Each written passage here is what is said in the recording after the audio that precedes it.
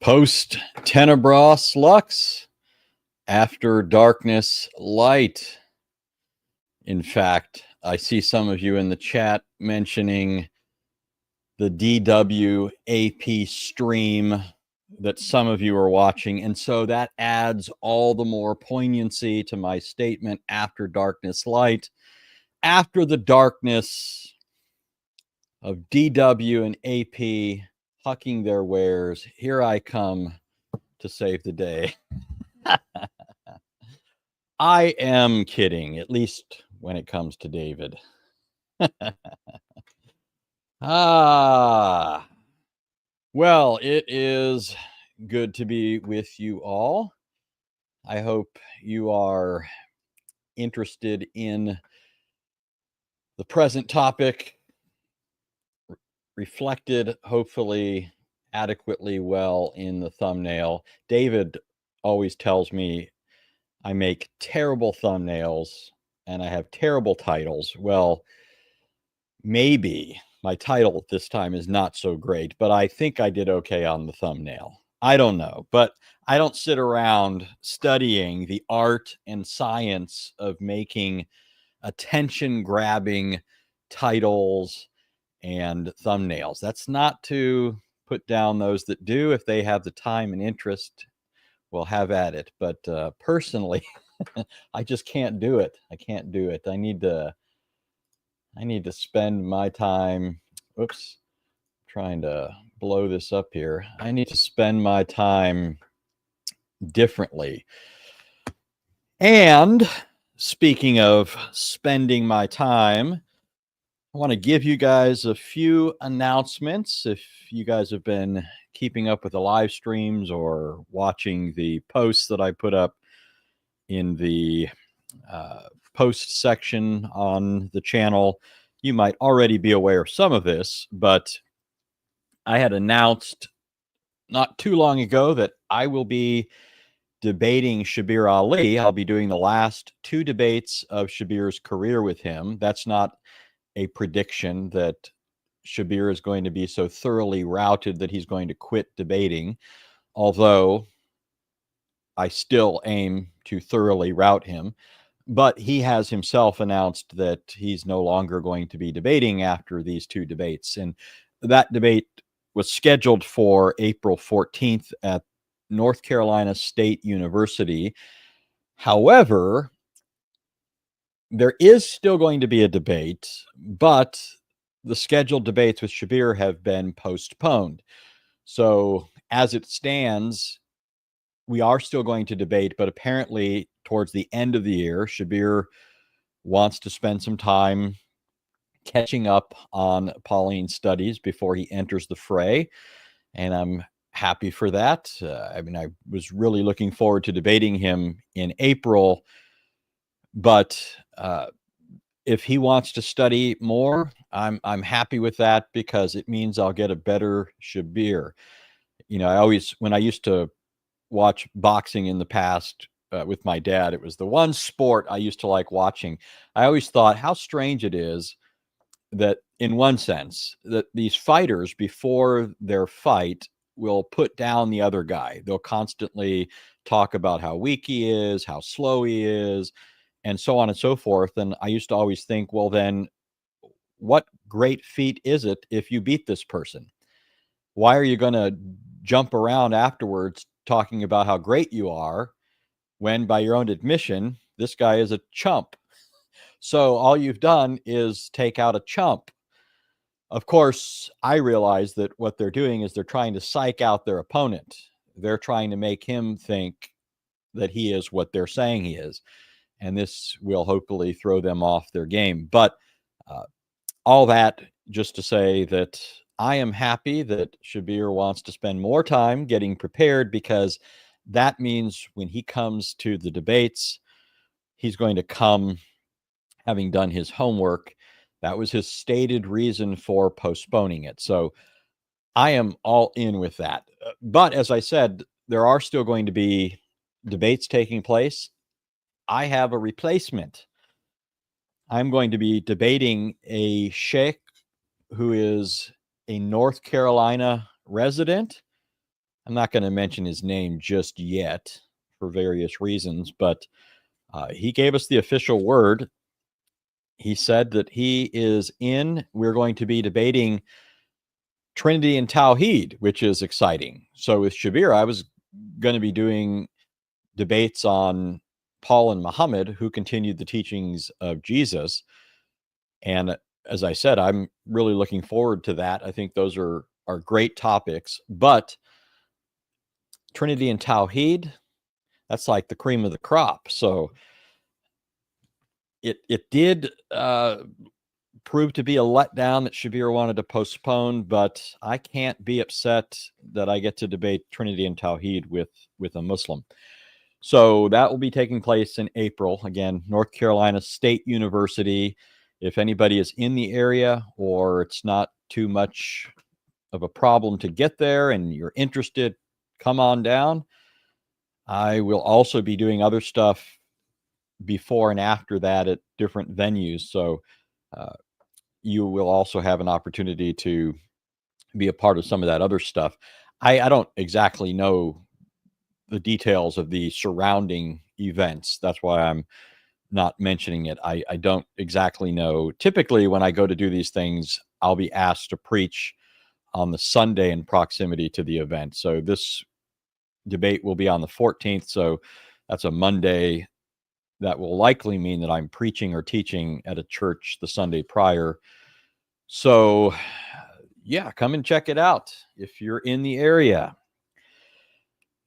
Secondly, and this is kind of related to what got me into doing this video today. I've been thinking for quite a while of doing something, and I mean here on the channel, and I've been working at it because I know my track record. I know my track record. I often will start a series or start discussing a particular subject, but then I get distracted. And that means I cut whatever I was doing short and don't return to it very quickly, if at all. And so I haven't been saying too much about it. I've been working on it quite a bit, because what I'm trying to do is get way ahead. I figure if I can get way ahead, then I'll have a lot of momentum. I'll have a good chance of actually completing it. So what I'm talking about here is returning to the Mark series. Many people loved the Mark series. Many people have asked me why I stopped it. Many people asked why I haven't returned to it. And as I recall, the reason I stopped focusing on that was because of certain things that were happening. The doctrine of justification was being attacked. Other Protestant distinctives were being attacked, and I saw that as more urgent. And so I gave myself to some of that and started going through Galatians. And really, I kind of stopped the Galatians series because some of that fizzled out too. I mean, what brought it on? I was engaging people that were attacking the gospel of grace. And so I was going through Galatians. That's where Paul was defending it. That's where Paul was responding to the counterparts of current opponents of justification. So that kind of fizzled out. The parties to that didn't prove zealous enough to rise to the challenge. So my interest in that kind of waned. But as I said, I've been thinking about returning to the Mark series. So this will be Mark 2.0. I'm not going to jump back in where I was. I'm going to go right back to the beginning. In fact, I'm going to discuss a whole bunch of things that I just glossed right over in that first go round. So, I mean, we're going to be looking at a whole host of things. We'll look at Mark the man, what scripture tells us about Mark. We'll look at Mark in church history, what we know, or at least what is reported of Mark in church history.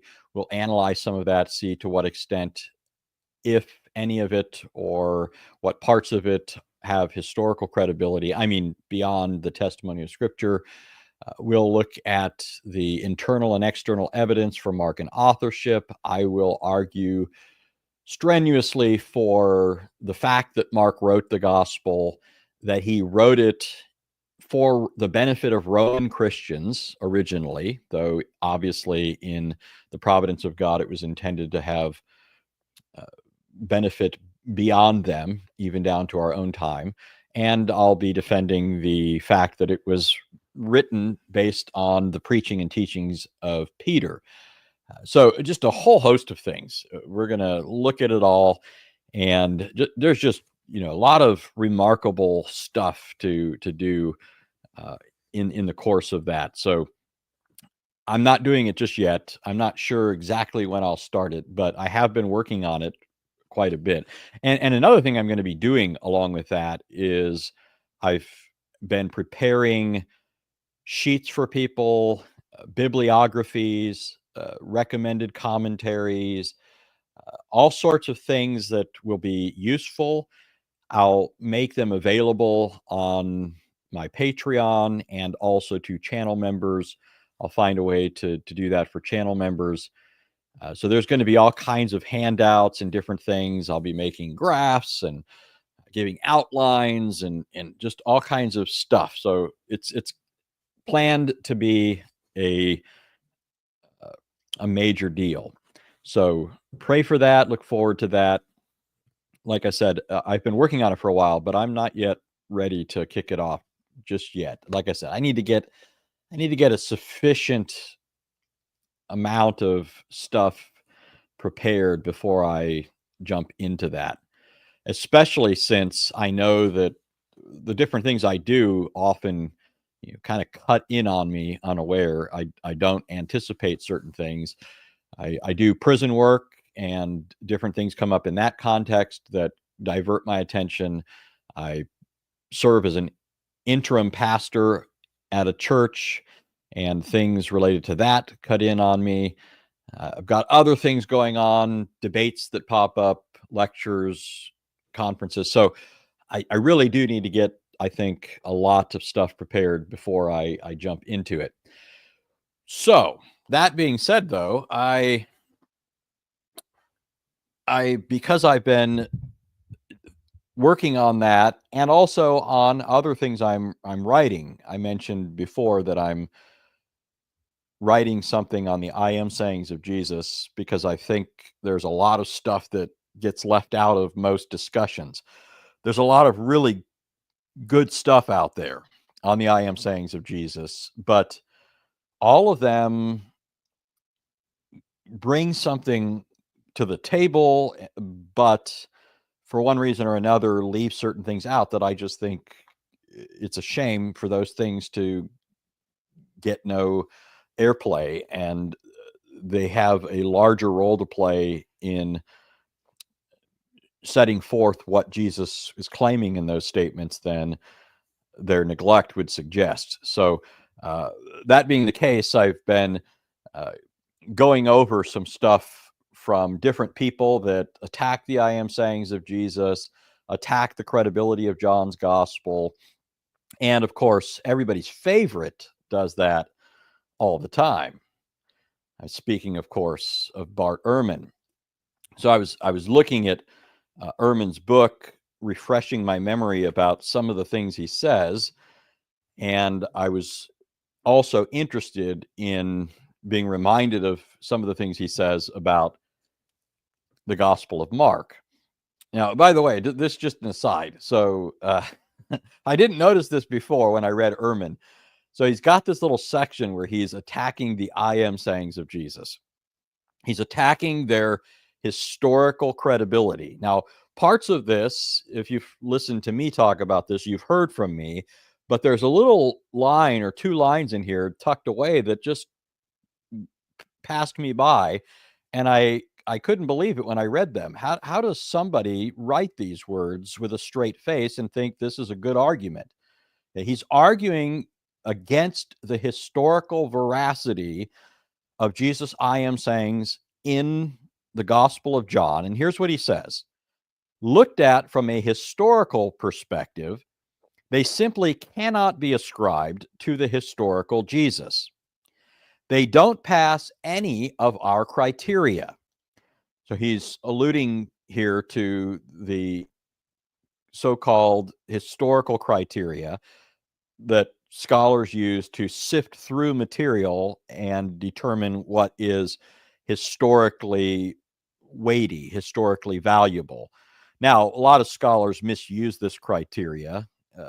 The you know That's a topic for another time, but he's referring to this and he says they're not multiply attested in our sources. Okay, so that's the first problem. They're not multiply attested. Now, the mistake that people make, and I think it's the insinuation of Bart here, is that if they're not multiply attested, then they didn't happen. But that's just not true. This criteria of multiple attestation can't disconfirm the historicity of something simply because it's only recorded allegedly in one source.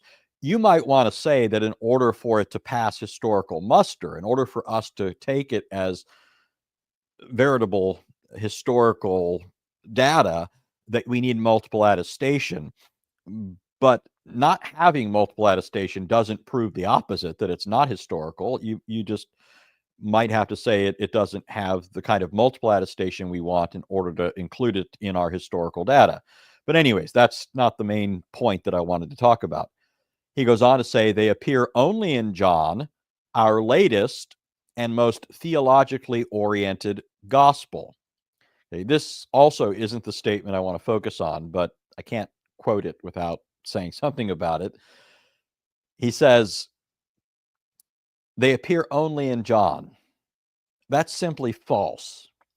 They don't only appear in John, and I think that Ehrman is less excusable here than most others, because the reason many people miss the I am sayings in the other gospels is because the translations don't render those statements literally when they should. You read the commentators and they draw attention to this sort of thing. But Ehrman has no excuse. Ehrman knows Greek, and he shouldn't be unaware then of their presence in the other gospels. In fact, I'll probably make mention of one here when we watch these statements from Bart and Aron Ra. But in any case, he says this is a historically problematic fact that they are only in John. I disagree with that, but moving on, he says, and they are not all contextually credible. Okay, what does he mean by contextually credible? He's talking about the historical context. He says they're not historically or contextually credible, and here's why. We have no record. Think about this. Again, this just baffles me. They're not at all contextually credible.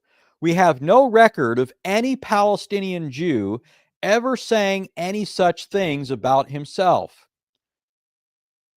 So Ehrman's argument here against Jesus, the unique Son of God, identifying himself as the Lord, as Yahweh, by virtue of his I am sayings, this has to be dismissed as being acontextual. It doesn't fit into the context of first century Palestine, because no other Jewish figure in first century Palestine made such a radical claim. I mean, really? So according to Ehrman, first of all, you'd expect just all sorts of people to be claiming this sort of thing. right? All sorts of people should be running around claiming to be God. And if we don't find that, then the one person who did, well, instead of thinking maybe this figure is unique and if what he says is true, then I mean, to me, this is just incredible. I don't, I mean, really, all Ehrman is doing here is he's echoing what you can read in the Gospels. Don't the Gospel authors constantly say that the crowd responds to Jesus' words by saying, "Never has any person spoken like this"? We've never heard anybody talk like this. Ehrman's argument against Jesus claiming to be God is that nobody else spoke like Jesus did. Well, that sounds to me more like an argument for the uniqueness of Jesus than it does an argument against whether or not Jesus said it. But anyways, so I was, dipping back into some Ehrman, and all kinds of things were coming into my mind. His statements about John, his statements about Mark, his statements about other things. And by the way, before getting to the video, there was something else I was thinking about as I was reading this, because one of the things that he says in the book about the Gospels is that they're anonymous, they're formally anonymous, and so we don't know who wrote them. When you look at Mark 1:1 to the end of Mark 16, whether you think it ends at verse 8 or at verse 20, doesn't matter. Never does Mark identify himself as the author. The same thing is true if you look at Matthew 1:1 all the way to Matthew 28:20. The same thing is true if you look at Luke 1 to Luke 24, John 1, all the way to the end of the gospel. At no point do any of the authors of these books say, "I, Matthew, I, Mark, I, Luke, I, John." So according to Ehrman, these gospels are all anonymous. Okay. Now, as I was thinking about this, I was reminded of something that I saw years ago. Years ago, I read a book that was responding to advocates of what's known as the documentary hypothesis. Now, you may not know anything about that, and you're probably better off if you don't, but I'm going to make you not better off now, because I'm going to tell you about it. The documentary hypothesis is this idea that the Torah, the 5 books of Moses, are really a much later hodgepodge of sources that were spliced together by figures. In fact, this happened at various stages. You've got 4 sources or groups that have their hand in constructing the Torah. You've got the J source, the E source, the P source, and the D source. These stand for the Jehovistic, the Elohistic, the priestly, and the Deuteronomic.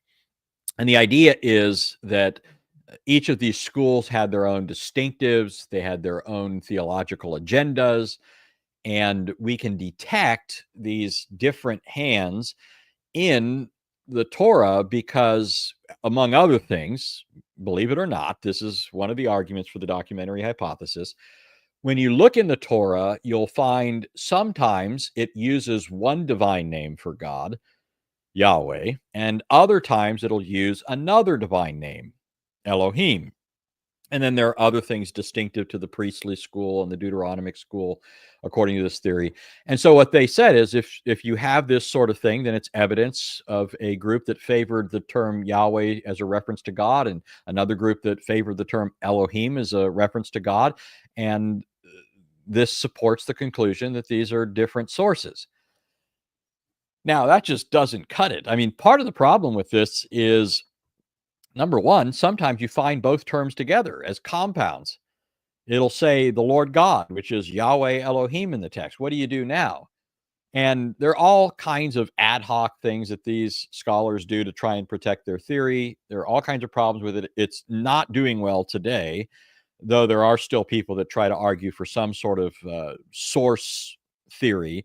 But that old version of it is certainly not in vogue. But I remember somebody responding to this in a I thought, just a genius way. What this person did was he took the writings of some prominent advocates of the documentary hypothesis, and he subjected their books to their own methodology. And so he would take a book in hand, and he would look and see if a chapter emphasized certain words, and if another chapter emphasized other words, if the beginning of the book seemed to change tone from another section of the book, or if the author wrote more than one thing, if you can see marked differences between those two books. And it just ignored questions like genre. So you expect there to be differences in genres, right? If you're reading a epistle, it's going to be different than a historical narrative. It's going to be different from wisdom literature and so forth, apocalyptic literature. But that's what these people were doing when they were reading the Torah. They're ignoring relevant factors that are part and parcel of analyzing the book. And so he subjected these documentary critics, he subjected their works to this same methodology, and he argued that these people didn't even write their own books because, after all, by their methods, this is the sort of thing that proves multiple hands were actually at work. Okay, so why did I bring all this up with respect to Bart Ehrman? Because remember, Ehrman argues that the Gospels are formally anonymous, because nowhere in the body of Mark's gospel does he say, I, Mark, wrote this. Ditto for Matthew, for Luke, and for John. So what I thought to myself is, I wonder if I took this book and I looked at the writings between the covers, if I'm going to find the book telling me that it was written by Bart Ehrman. And guess what? This book is anonymous. This book is anonymous. There's a guy out there taking credit for this book named Bart Ehrman, but this book is formally anonymous. If you look at the early part of the book, the acknowledgement section doesn't say anything about Bart Ehrman. He says, I would like to acknowledge the scholars who have assisted my reading and so forth, but who's I? I go to the introduction. Doesn't mention anything about, he doesn't even sign it at the end. There's no mention of Bart Ehrman in the acknowledgments, in the introduction, or even in the first chapter and on through the book. And so, by Bart Ehrman's own criteria, this is an anonymous book. Now, I know what the obvious response is going to be. The obvious response is going to be, yeah, but his name is on the front cover. Okay, his name is on the front cover. But I want to read to you something that Bart Ehrman says, or excuse me, I shouldn't say that. I want to read to you something that the anonymous author of this book says on page 90 about the Gospels when he's talking about their alleged anonymous authorship. He says, in fact, the books were written anonymously. They circulated for decades before anybody claimed they were written by these people. The first certain attribution of these books to these authors is a century after they were produced. So he's saying that the attribution came later. Now, here he's not dealing with all the evidence, because the evidence would include not only later patristic references to who the authors are, but to the superscriptions and subscriptions that appear on all the gospel manuscripts, assigning them to Matthew, Mark, Luke, and John. Okay, so what Ehrman is saying, though, is that stuff comes later. After the book was written by Mark, or the person known as Mark, Matthew, Luke, and John, it's after Ehrman is saying that these names get attached to these books, and we can't accept those as reliable. Okay, so what about the claim that this book is, after all, written by Bart Ehrman? Because even though it's formally anonymous, when you look at the actual pages of the book, nevertheless, his name is on the front cover. But the fact is, the front cover was added later.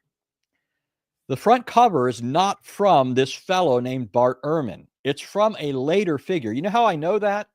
Right here on the back of the book, it tells me, it says the cover design was by Nancy Campana Design. So that's the agency that did this. And then it says the cover and spine illustration, meaning this picture here, is from a man named Jeffrey Thompson. So if you go by the book itself, the contents of the book, it never tells you it's written by Bart Ehrman. If you look at the cover, this is all added later. It's from a later hand. And so if we use Bart Ehrman's criteria, we don't know that he actually wrote this book.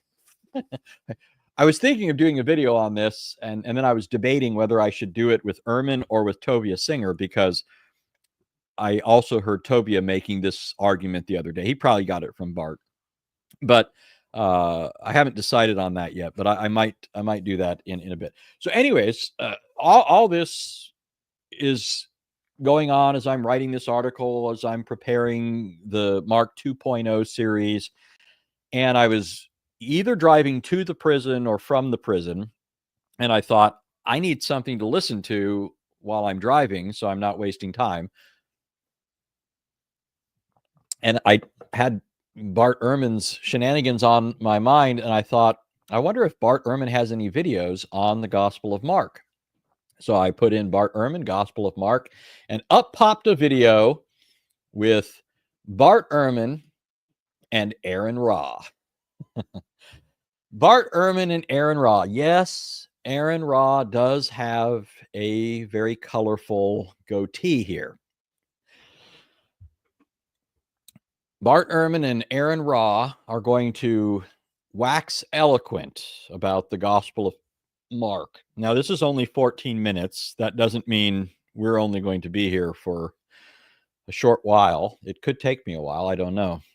Might be shorter, might be longer. That all remains to be seen. Ryan says, what a combo indeed. What a combo indeed.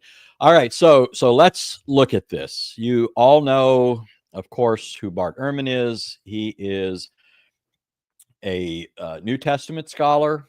He definitely has credentials, though that doesn't mean he's equally competent to speak to all issues. I actually was surprised when Ehrman started delving into the field of theology and exegetical stuff, because quite honestly, this just isn't where his training is. His training is as a textual critic.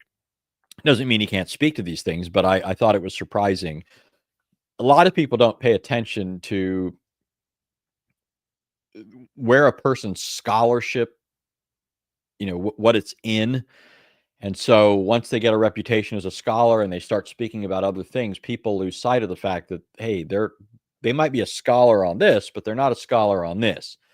But in any case, Ehrman started doing stuff of a more theological nature, and so he needs little introduction. Aron Ra probably doesn't need a whole lot of introduction, but he's a very outspoken atheist. He often can be crude with respect to the things that he's talking about. In fact, in here, he tries to show his irreverence, and we'll address that as it occurs. But let's get into this. Let's listen to what Bart and biblical scholar Aron Ra have to say. So once again, we are with Bart Ehrman. Good day to you, Professor. Talking about the Gospel of Mark, I made so many notes on this chapter. I can't wait till my own team on the Blasphemers Bible get to this, because we're going to spend so much time tearing this thing apart. I got to open up by saying that... Now, I want to stop there, because I don't know if you guys saw something. And by the way, let me know if the sound doesn't come through well. If it doesn't, that's a problem. But we all know that I have issues with technology. So, but Ehrman often styles himself as simply engaging in historical analysis, historical criticism. He'll often say, I'm not trying to argue that Jesus isn't God or other things that Christians believe. I'm just challenging the historical claim. That is, I'm challenging whether or not these things can be demonstrated historically. If you want to believe them, fine, he'll say, but don't say that they're historically well grounded. And the idea is supposed to be that he's an impassioned or a dispassionate historian. He's impartial. It doesn't really matter to him one way or another what other people believe. He's not trying to disprove the truth of Christianity and undermine people's faith and so forth.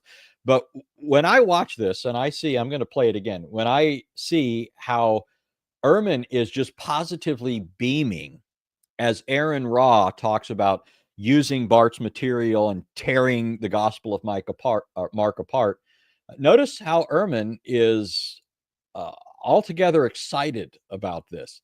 It doesn't look to me like the face. I mean, if Ehrman, really wants to pull this off, he needs to work on his poker face better. So once again, we are with Bart Ehrman. Good day to you, Professor. Talking about the Gospel of Mark, I made so many notes on this chapter. I can't wait till my own team on the Blasphemers Bible get to this, because we're going to spend so much time tearing this thing apart. I got to open up. So as you see, there's Ehrman bobbing his head and smiling. His face is shining.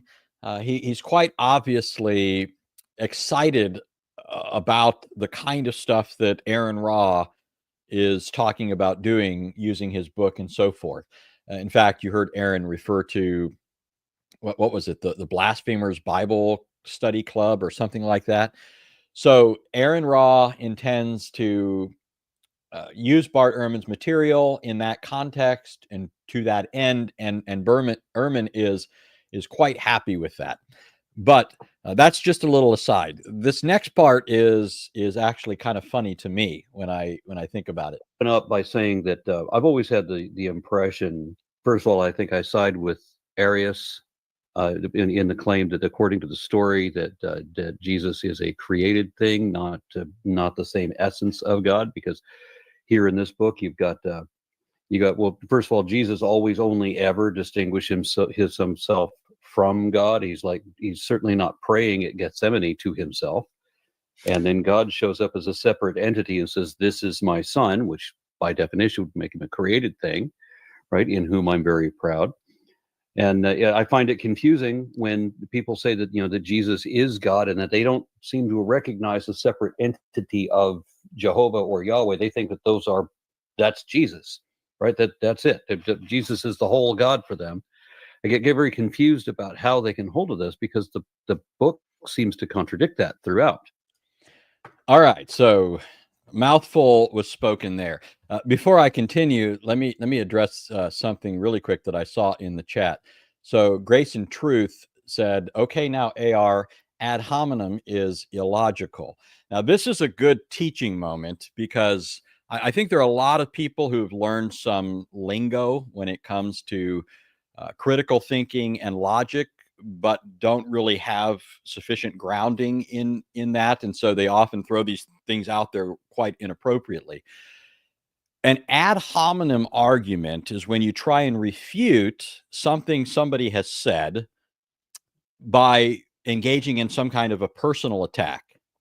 Now, I have plenty of things to say of an ad hominem nature, but at no point do I intend that to be the refutation of any argument that's being given. It's perfectly legitimate to point out if it is the case that somebody has an axe to grind, somebody is biased, somebody is relishing the attack on the Christian faith. All that is perfectly legitimate. If it isn't, then we have a problem in Scripture, because Scripture is chock full of that sort of thing.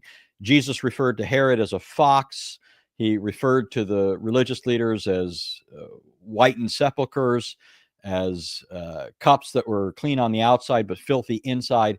These weren't statements being made by Jesus as a way of refuting some particular argument, but simply pointing out the true nature and character of the religious leaders. And so that's all I'm doing here when I make certain remarks of that nature. But what did we just hear Aaron Ross say?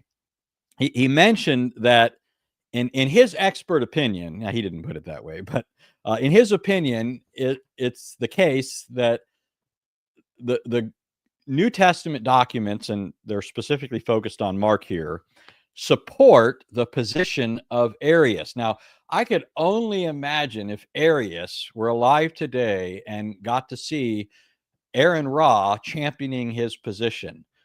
I can only imagine if Arius was granted a vision back in the 4th century of Aaron Ra defending his position over a millennia later. Can't be a shining moment for Arianism that, but in any case, pardon the ad hominem, by the way. But Aaron Ra says he sides with Arius. He sides with Arius. And the reason he does, maybe I should play it again, but I think I recall fairly accurately what he said. He said, in the first place, that Jesus in the Gospel of Mark prayed in the Garden of Gethsemane to his Father, and at the baptism, the Father spoke concerning the Son and said, "You are my Son, in whom I'm well pleased," or I think Aaron's version was something like, "In whom I'm very proud." I don't know if there's any translation that actually says that. I've never seen it, but I wouldn't say that I know for sure there isn't such a translation. I can tell you that it's not accurate to the Greek. The Greek says, "In whom I'm well pleased." But these are two evidences that Jesus is not God, and that Arianism, therefore, is the more obvious teaching of the Gospel of Mark. Now, along with this, he says that by virtue of calling Jesus his Son, it shows, it's proof positive that Jesus is a creature. He says, by definition, that would make Jesus a created thing. Now, what do we say to this? Well, first of all, it's obvious here as you're listening to Aaron Ra that he thinks Christian Trinitarianism is modalism. He said things like, according to Christians, Jesus always, only, ever distinguishes himself from God. So, or excuse me, he says that's what Jesus actually does in the Gospel of Mark, and this supposedly refutes the Christian position. Jesus always, only, ever distinguishes himself from God, and so this proves that the Christian position is not true. He also says that according to Christians, Jesus is the whole God, meaning he is God without remainder. There is no other person besides Jesus who is God. And this is supposedly the position that Arius was advocating over against that faulty notion, that Jesus is an entity distinct from God. And those on the other side were arguing that Jesus is just the whole Godhead. He is the only person who is God. Now, the fact of the matter is that Arius was not contending against any such thing. Nobody at the Council of Nicaea was contending for the idea that Jesus is the whole God. We do believe that Jesus is fully God, meaning that he possesses the entirety of the divine essence. He's absolutely one with the Father, but we don't think that he is the Father. We distinguish between the persons, not the essence.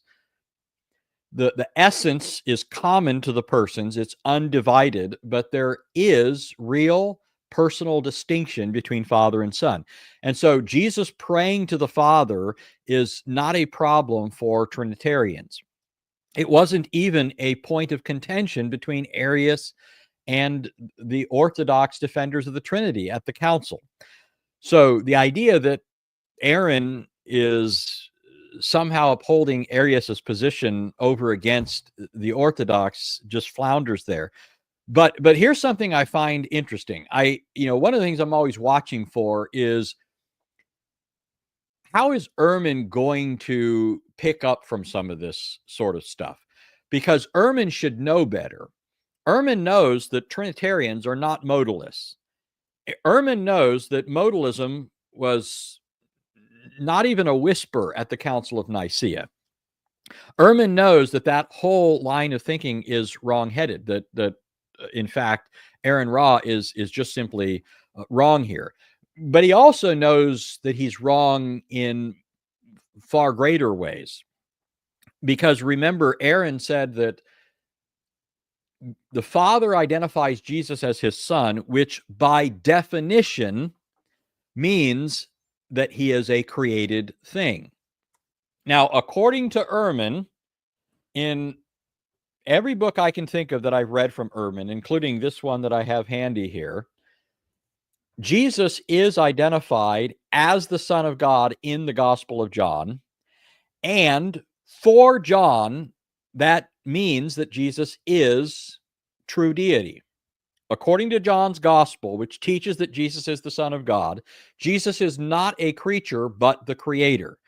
And so what I would expect from Ehrman here, if he's going to maintain his integrity, is that he would correct Aron Ra.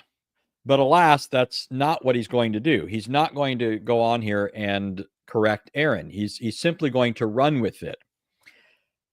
So let's play Ehrman, and you'll see what I mean. Your comments? Well, I agree. Mark does not think that Jesus certainly is not Yahweh, and he never calls Jesus God. He does call him the Son of God, and I think the difficulty people have today is okay. So I'm going to stop there. He's going to go on and make another point, but notice that he's agreeing with Aron instead of correcting Aron and pointing out that Son of God does not mean creature necessarily. It can be used for a creature, but it doesn't of itself mean that. And the term or phrase is used in a variety of ways in Scripture. The relevant question is, how is it being used of Jesus in the New Testament, especially in the Gospels, especially since Mark is their focus in the Gospel of Mark? But he should have corrected him. You don't get to Jesus is a creature simply by observing that Jesus is the Son. But notice that Ehrman says that Jesus for Mark is certainly not Yahweh. He's certainly not Yahweh.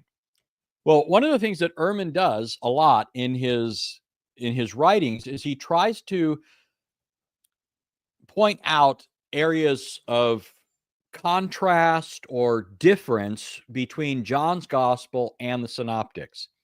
He'll point out if John says something and you don't also see it in Matthew or in Mark or in Luke or in any of them, whether together or separately, then he'll often acknowledge in John's gospel that this is a high Christological statement. And it not being found in these other places is evidence that they don't similarly share John's high Christology. But when you look at John's gospel, I mean, this is one of the things that Ehrman almost never does. One of the things that John does that scholars recognize points to John's high Christology is John, the apostle, cites John the Baptist in response to the religious leaders, the delegation that was sent to him. He says to them, when they ask, "Who are you?" so that we may give an answer to those who sent us, "What do you say about yourself?" Here is John the Baptist's reply. Okay, remember, this is John's gospel, which Ehrman admits teaches the deity of Christ. This is what John the Apostle records John the Baptist saying in his gospel, setting forth the full deity of Christ. John the Baptist replied by saying, "I am a voice of one crying in the wilderness, make straight the way of the Lord, as Isaiah the prophet said." According to John's gospel, which teaches a high Christology, John the Baptist was sent to prepare the way for Jesus. And the Old Testament background for this, the prophetic utterance speaking to this, that therefore informs what is happening in the preparatory work of John and the subsequent ministry of Jesus, it's explained in these words of Isaiah: I am a voice of one crying in the wilderness, make straight the way of the Lord. The word Lord here from Isaiah is, of course, the tetragrammaton. It's the covenant name of God, the Shem HaMaforesh, the distinctive name, the unique name, the name that applies to God alone.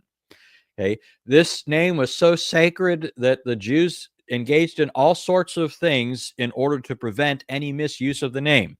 There's absolutely no way that John, as a first century Jew, writing in a first century context where this very easily would have been read by other Jews, though that's not necessarily his primary intended audience. He's certainly not just throwing out a verse about the Lord in application to Jesus unless he really and truly thinks this is who Jesus is. To do anything of the sort would have been considered blasphemous unless it were true. So John here, again, Ehrman acknowledges John's gospel is high in its Christology. It teaches the deity of Christ. This is part and parcel of John's case that Jesus is truly deity. Now, why do I bring all that up? Now, I know many of you already know right where I'm going with this. What you see here in John 1, you see in every other gospel. Every single gospel, including Mark's gospel, uses this text to explain the preparatory ministry of John and the Lord Jesus, the coming of the Lord Jesus and all that he said and did. According to all four evangelists, Jesus is the Lord whose coming was promised in the Old Testament. Now, what's interesting about Mark's gospel, and I'm going to say a good bit more about this in a bit because they're going to actually bring this up in another connection, and I'm going to really then drive the point home. But what's really interesting about Mark's gospel is it's not just that Mark quotes it. Any scholar of Mark's gospel worth his salt knows that for John, this verse from Isaiah is programmatic for his gospel. I'm not saying it's not important in Matthew and Luke and in John. It certainly is. But each author has his own purpose in writing, the things that he wants to focus on, and how he wants to do that. And the way Mark does it makes it clear that for him, this verse is programmatic. It's programmatic. We know that it's programmatic for a multiplicity of reasons. One is that Mark fronts his gospel with this. Right here at the opening of the gospel, the incipit, Mark puts the verse right there. You can't read anything else in Mark's gospel without having read this. I mean, if you're reading it in order, if you enter through the front door, this is what you're confronted with immediately. And so when you go through the narrative and you're seeing different things happening, and the question is arising, who is this man? Or how does this man have the authority to do this? Or, where did this man get this wisdom? Or by what authority, all these things, when you're hearing all of this, these questions are cropping up. You already have, by design, the answer supplied to you by Mark. Mark has told you how you're supposed to answer that question. So it's programmatic. That's evident from the fact that he puts this at the front of his gospel. But there's a second fact. There's more, but I'll just leave off with this. The second fact is, this is the only time in Mark's gospel that he, as the narrator, quotes the Old Testament. Now, you have to hear that carefully so you don't accuse me of being wrong here. You might think, well, wait a minute, the Old Testament's quoted all over the place in Mark's gospel. And that's true, but that's not what I denied. Whenever you see the gospel, Mark's gospel, quoting the Old Testament, it's always on the lips of some figure, usually Jesus. So Mark records, to be sure, all sorts of Old Testament statements on the lips of Jesus or other people. But when Mark as narrator is giving you the surrounding editorial comments, when he's framing the narratives, when he's talking to you about how Jesus went here after he said this, and all that stuff apart from what Jesus said or other people said that Mark is recording, when you look at all that material, this is the only time that Mark himself will quote the Old Testament. And so this signals to you that this is important for Mark's thesis. Mark is giving you his thesis. Jesus is the fulfillment of the Isaiah prophecy of the Lord coming to save his people. All right. Now, I'm going to leave off there. We're going to come back to that because they're going to bring this up again, and it's going to allow for me to make some further comments along these lines. But at this point, we've got Ehrman saying that for Mark, Jesus is certainly not Yahweh. And my response to that is, for Mark, Jesus is certainly Yahweh, and only somebody ignoring the first several verses could possibly miss that. Okay. Now, one of the things that people get wrong when they're reading the Gospels is, I mean, they just don't understand how the Gospels work. They think too often. In fact, let me give you an example of the kind of thing that is just fundamentally wrong. So earlier today, I was reading Matthew 9, and I was the reason I was looking at this is I think because I was considering this is a parallel to Mark 2. And in Mark 2, you have the incident where Jesus forgives the paralytic man's sins. The religious leaders reason in their hearts that this is blasphemy because only God can forgive sins. Jesus proceeds to forgive the man and heal him as a demonstration, palpable demonstration that he has the authority to do that. So I was looking at the Matthean parallel. When you look at the parallel in Matthew, here's how it all winds up. Okay, in verse 6, Jesus says that he has authority on earth to forgive sins. And he said to the paralytic, "Get up, pick up your bed, and go home." Then verse 7 and 8 say this, "And he got up and went home. But when the crowd saw this, they were awestruck and glorified God who had given such authority to men." Okay. Now, the way people often read this is, oh, wait a minute then. It's not significant that Jesus forgave the man's sins because, as the text says, God gave authority to men to forgive sins.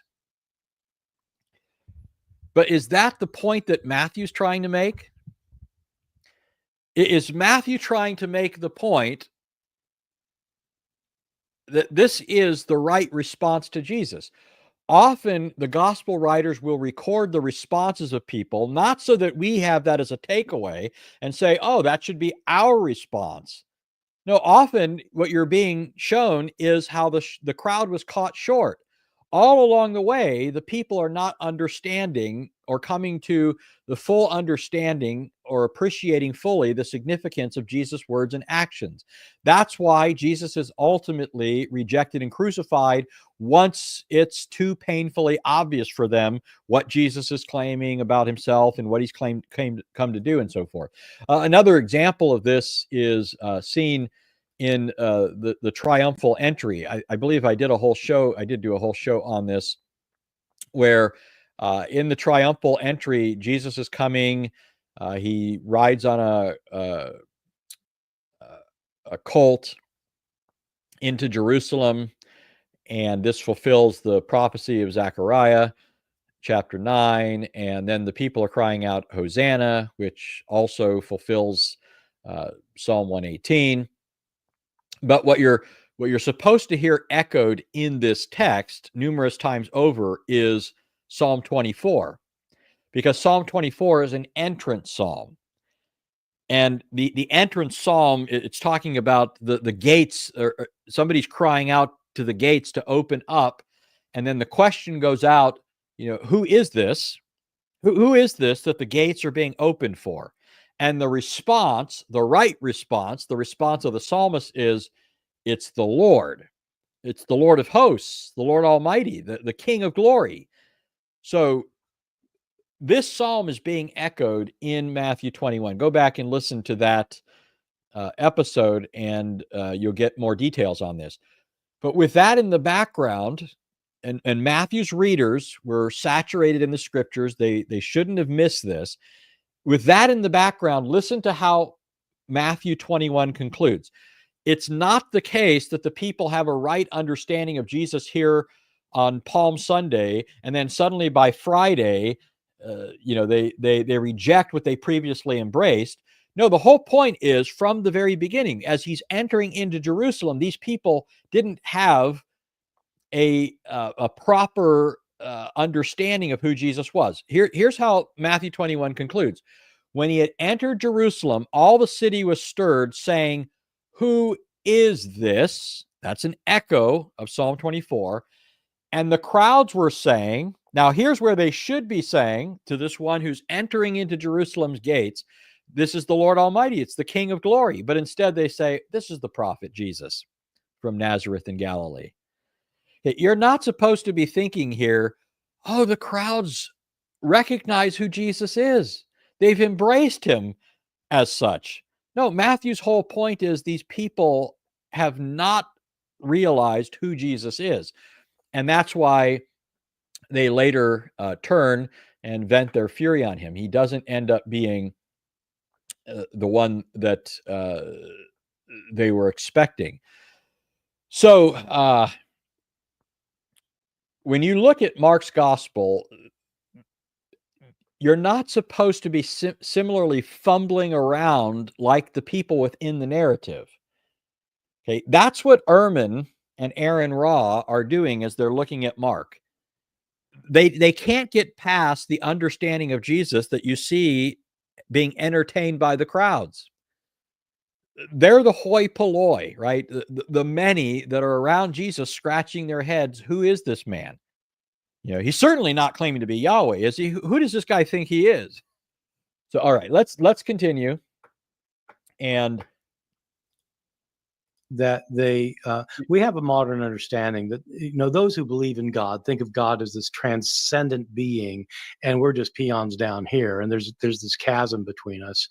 In the ancient world, people understood that there are various levels of divinity. You might have the Almighty God, but then you've got lower divine beings and lower divine beings, and you can even have divine human beings in the ancient world. And so those who understood Jesus as somebody like Mark, I think Mark understands Jesus in some sense as divine, but he's not the creator of the world. There's nothing about him existing before he was born, nothing about him being with God before in Mark, nothing about a virgin birth. There's nothing like that in Mark.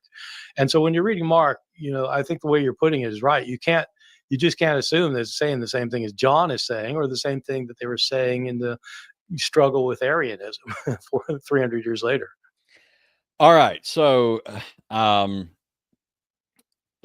lot of stuff there as well. So according to Bart, he thinks it's erroneous to think that there's this absolute distinction between God, the creator, and creation. Really, there's this continuum, this chain of being, if you will. This is, in fact, a belief in the ancient world, but the idea, according to Bart, is this just is the same thing that was held by ancient Jews. Well, that just doesn't cut it, right? And the reason he's saying this is because he wants to put Jesus somewhere in that continuum. He wants to be able to account for some of the stuff that's said in the Gospels about Jesus that don't seem to be consistent with what is otherwise true of an ordinary human being. He wants to make some room for that, but he doesn't want to grant that Jesus claimed to be God, or that his first followers claimed him to be God, or even that Mark, whom he doesn't think is really Mark, claimed that he was God. So he wants to posit this sort of continuum. But is it the case that for the ancient Jew, there was not this ultimate chasm between the true God and everything else? Well, whatever you think about this notion of other beings being divine in some sense, and we could talk about that, but it is most certainly the case that the scriptures posit a fundamental distinction between God and humanity. In fact, Mark quoted, if we want to know what Mark believed, let's look at one of the spots where Mark is actually quoting from. Mark quoted at the opening of his gospel, Isaiah chapter 40. He quoted Isaiah 40. Now, listen to something that's recorded in Isaiah 40 and ask yourself if this is not the very thing that Ehrman says just isn't the case for the ancient Jew. Here's what Isaiah 40 says. This is verse 12. Who has measured the waters in the hollow of his hand and marked off the heavens by the span? Now, this is all figurative language. It's not saying that God literally has a hand and so forth, but it's describing the greatness of God, the immensity of God. Who has measured the waters in the hollow of his hand and marked off the heavens by the span, and calculated the dust of the earth by the measure, and weighed the mountains in a balance and the hills in a pair of scales? Who has directed the Spirit of the Lord, or as his counselor has informed him? With whom did God consult, and who gave him understanding? Who taught him the path of justice, and taught him knowledge, and informed him of the way of understanding? Behold, wait a minute. What did Ehrman say? He says the ancient person didn't think of, God as, utterly transcendent, and everything else is sort of these little ants down here. That's basically what Ehrman said. Listen to the words of Isaiah. Behold, the nations are like a drop from a bucket and are regarded as a speck of dust on the scales. Behold, he lifts up the islands like fine dust. Even Lebanon is not enough to burn, nor its beasts enough for a burnt offering. All the nations are as nothing before him. They are regarded by him as less than nothing and meaningless. To whom then will you liken God? Or what likeness will you compare with him? As for the idol, a craftsman casts it, a goldsmith plates it with gold, and a silversmith fashions chains of silver. He who is too impoverished for such an offering selects a tree that does not rot. He seeks out for himself a skillful craftsman to prepare an idol that will not totter. Do you not know? Have you not heard? Has it not been declared to you from the beginning? Have you not understood from the foundations of the earth? It is he who sits above, that is transcendently, over the circle of the earth, and its inhabitants are like grasshoppers. He stretches out the heavens like a curtain and spreads them out like a tent to dwell in. He it is who reduces rulers to nothing, who makes the judges of the earth meaningless. Scarcely have they been planted, scarcely have they been sown, scarcely has their stock taken root in the earth, but he merely blows on them, and they wither, and the storm carries them away like stubble. To whom then will you liken me, that I would be his equal, says the Holy One? Lift up your eyes on high and see who has created these stars, the one who leads them forth by number, who calls them all by name. Because of the greatness of his might and the strength of his power, not one of them is missing. Now I could keep going. This is just the first chapter of a section in which Isaiah is going to do this ad nauseum. He's going to do this repeatedly throughout the next several chapters. Clearly, the Old Testament scriptures teach that there is a fundamental, radical difference between the true God and all other things. Now, as I said, Ehrman wants to say that the boundaries here are not so great as Christians commonly think. And there's really this continuum between God and these grades of being and so forth. And Jesus is somewhere in this continuum. Now, as I already pointed out, Mark very clearly from the shoot identifies Jesus as Lord. Okay. This already does away with the comments that Ehrman makes here when he says, as support for this idea that Jesus is sort of a lower grade deity. He says, Mark never says anything about Jesus' preexistence, about Jesus being with the Father before he created. Now, I adamantly disagree with Ehrman here. And I'm going to talk about that sort of thing as we go through the Mark series once I kick that off. But I want you to notice how it's already refuted by what I've already said. So consider an analogy. Imagine if I said, or if somebody said about me, that I'm the strongest person who has ever lived. Okay. Now, I wouldn't be surprised if anybody thought that. I, of course, jest. Maybe Edward Dalcor has a better chance of passing for the strongest man who's ever lived. No, it's probably it's probably gosh, I'm drawing a blank on Samson. Samson is most likely. I mean, Scripture doesn't tell us that God didn't give great strength to somebody else besides Samson, so I don't know for sure, but he is the only one mentioned in Scripture that had that ability granted to him. But just hypothetically, run with me here for a moment. Run with me here. Suppose I claimed that I'm the strongest man who ever lived, or somebody else made that claim for me. Now, wouldn't it be incredibly inept for somebody to come along later and push back against things that people are saying about me in light of that and say, wait a minute. Anthony couldn't lift 100 pounds. And the people respond by saying, what do you mean? Of course he could lift 100 pounds. And then this person says, no, he never once said, nor did the sources that tell you about him, he never once said he could lift 100 pounds. Now, what do you think these people would or should reply? They should reply, well, wait a minute. He said, or the reports about him said, that he was the strongest person who's ever lived. It's built into the claim that he's the strongest man who ever lived, that he could lift 100 pounds.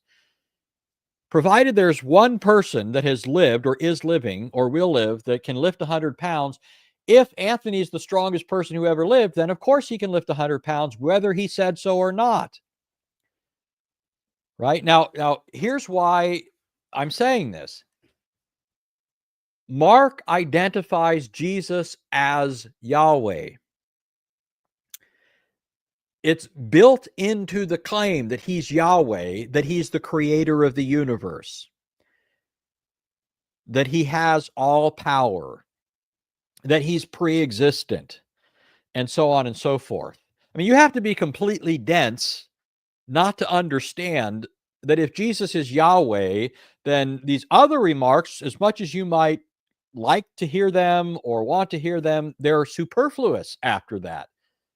Okay, Mark has already told you the most exalted thing he could tell you pursuant to the conclusion that Jesus is God. There's no greater way Mark could have said that as a first century Jew to first century people who were familiar with the Old Testament scriptures. There just isn't there isn't any higher argument that could be pressed for that. I mean, in terms of the claim, right? That's the most radical claim that you could make, and it encapsulates all the other things that you get explicitly stated in John. Now, as I said, I don't think it's true that Mark's gospel never addresses Jesus' preexistence. The point that I'm making here is it's already in principle dealt with in the opening verses of Mark's gospel. In fact, I think these opening verses indicate the preexistence of Jesus in a way that Ehrman has probably never even imagined. And some of you might know what I'm talking about because you remember the episode I did about the prologue of Mark, but I don't want to go off into that right now. But notice also what else Ehrman said. Ehrman, I'm not quite sure why he thought this was relevant, but he mentioned that Mark's gospel doesn't mention the virgin birth. Okay. He brought this up in connection with the alleged claim that Jesus is not God according to Mark. I'm not quite sure what Ehrman thinks is the connection here. But I take it at least this much. He's probably just running with the momentum here. He's pointing out differences between John and Mark and so forth. So maybe, or Matthew and Luke, or Mark and the other gospels, and maybe this one just popped into his head. So per Ehrman, the takeaway is supposed to be if Mark doesn't mention that Jesus is pre-existent, well, then he's not pre-existent according to Mark. If Mark doesn't mention that Jesus was born of a virgin, then he wasn't born of a virgin according to Mark. But guess what else Mark doesn't say? Okay, as long as we're reasoning in this way, then it's fair game, right? What's sauce for the goose is sauce for the gander. Tit for tat, you shoot my dog, I'll kill your cat. If this is the methodology, then Bart and Aron shouldn't complain when I use it. Okay, Ehrman has said Jesus is not pre-existent God according to Mark because he doesn't mention his pre-existence. Jesus is not virgin born for Mark because he doesn't mention that Jesus was virgin born. Okay, let me point out some other things that Mark doesn't mention. Mark never mentions the birth of Jesus. Does that mean Jesus was never born? Mark never mentions Jesus' father, Joseph, never even says he has a father. Does that mean Jesus? Well, it does mention a father for Jesus, but it's not an earthly father. The only thing it mentions is his heavenly father. Okay, we use this sort of argumentation, and it doesn't end up in all places like that Ehrman wants to end up. This is just not good reasoning. Okay, this is extremely fallacious reasoning. All right, but let's continue. The way I always saw this is whatever historic content there is to the Jesus character seems to be that they're describing a faith healer, a first century faith healer and exorcist and cult leader, just like the crazed and crooked frauds that we still have creeping around today. And I think that's why why Jesus said that he. I chuckle at Aaron Raw talking like that about. I mean, you really got to ask yourself, okay, if you're thinking, who do we think of as a paragon of virtue and a paradigm that we aspire to? I mean, if you want to see a model society, a society modeled after somebody, do you think you want one that looks like, in terms of its character and its commitments and so forth, Aaron Raw, or like Jesus? Right? Here, Aaron Raw is trying to put Jesus in the category of some crazed cult leader, but yeah, it's a hard sell when it's Aaron Raw doing the character assessment. He gets no respect in his own hometown where the people know him too well to believe any of his nonsense. And he vaguely establishes that he must be the Messiah, but he doesn't meet, at least according to like Jews for Judaism and others, they point out all of these criteria that their Messiah was supposed to meet, none of which Jesus met, except for basically being Jewish himself. And he pretended to cure diseases without knowing what causes diseases. At one point, he conflates or he confuses what appears to be epilepsy with demonic possession. I mean, he didn't know what pathogens were. He says you don't wash your hands before you eat because it's whatever's impure in your spirit, which it's often conflated with demons, and that's what comes out. That's what causes you to be corrupt, not what you take in. So you don't have to wash your hands. I mean, this was not the kind of guy that you would want to take medical advice from. Now, at this point, again, I think Ehrman has an obligation to correct Aron here, because again, even Ehrman knows that's just not adequate. Okay, one of the things that later they're going to say something about the proper way to do something as though they know better than Mark about Jewish practice and so forth. And I'm going to comment on it there. But the whole line of thought here from Aaron Raw presupposes profound ignorance of the context. I mean, the first century Jewish context, the Old Testament background and so forth.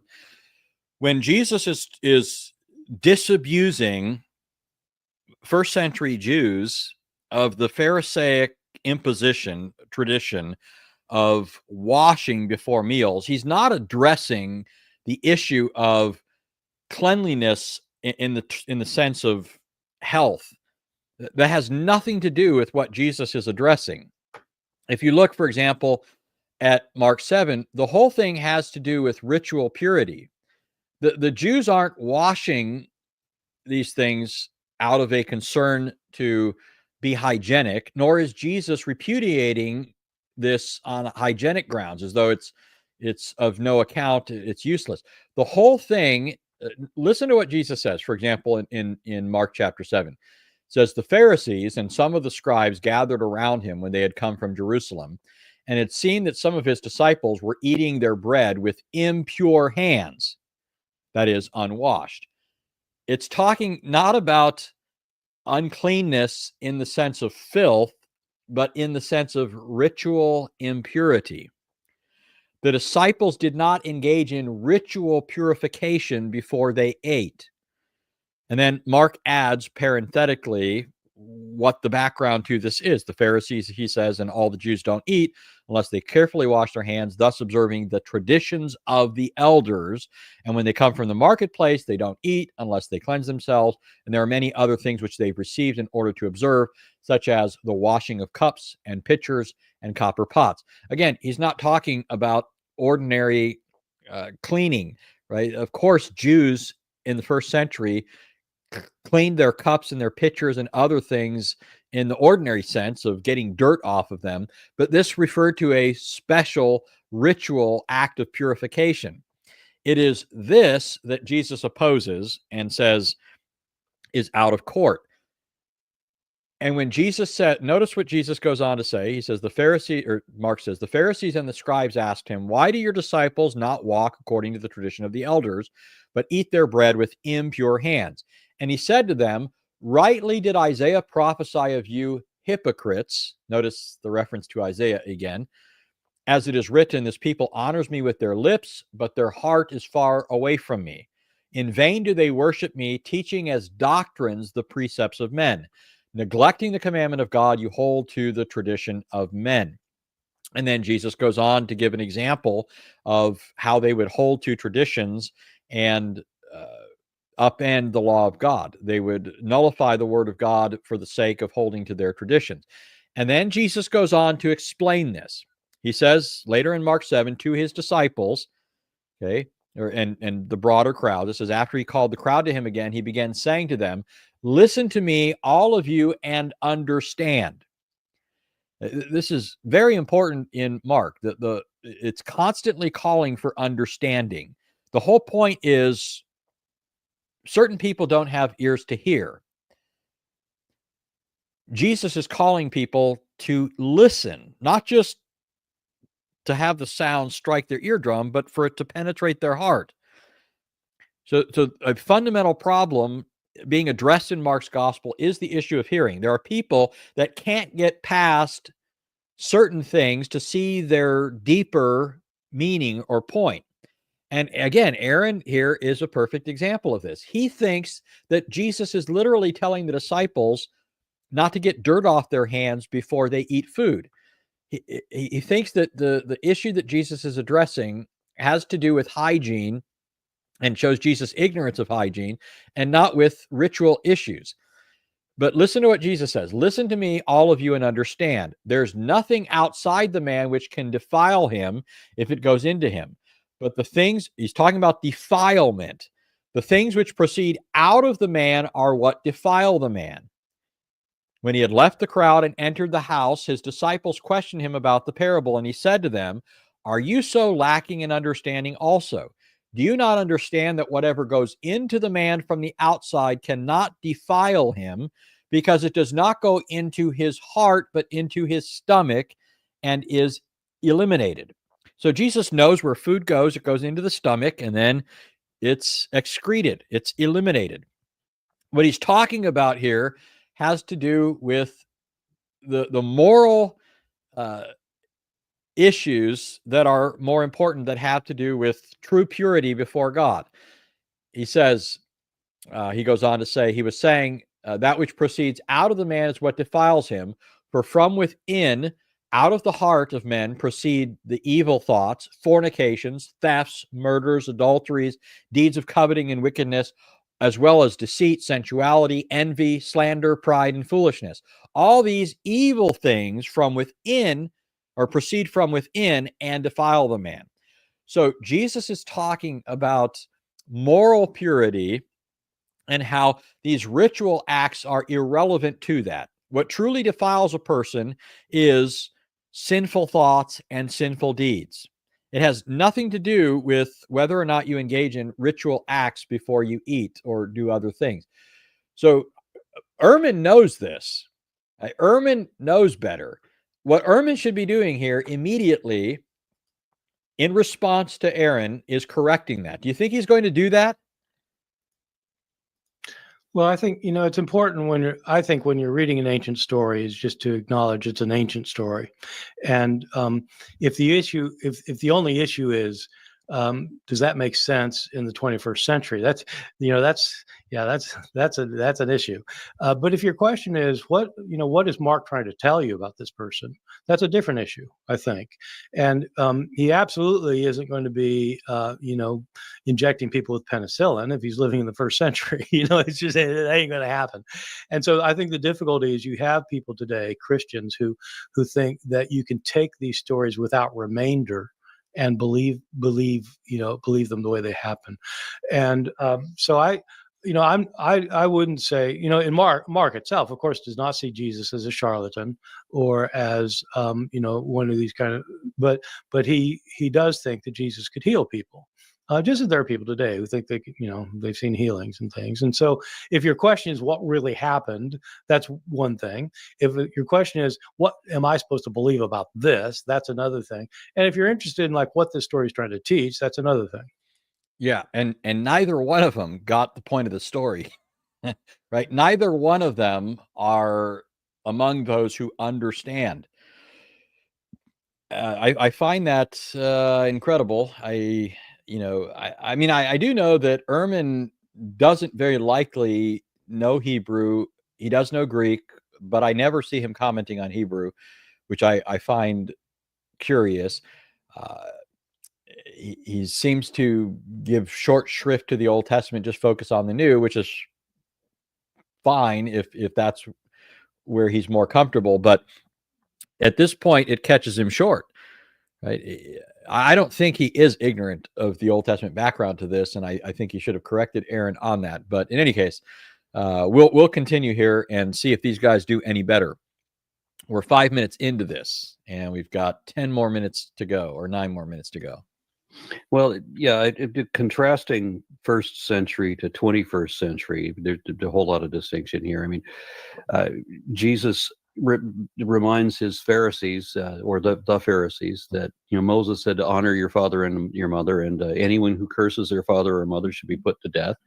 But in Luke 14 and Matthew 10, Jesus contradicts that by saying that the disciples are required to hate their father and their mother and their sister and their brother and all of that. And the classic trope that identifies a cult. So Jesus again identifies as a cult leader.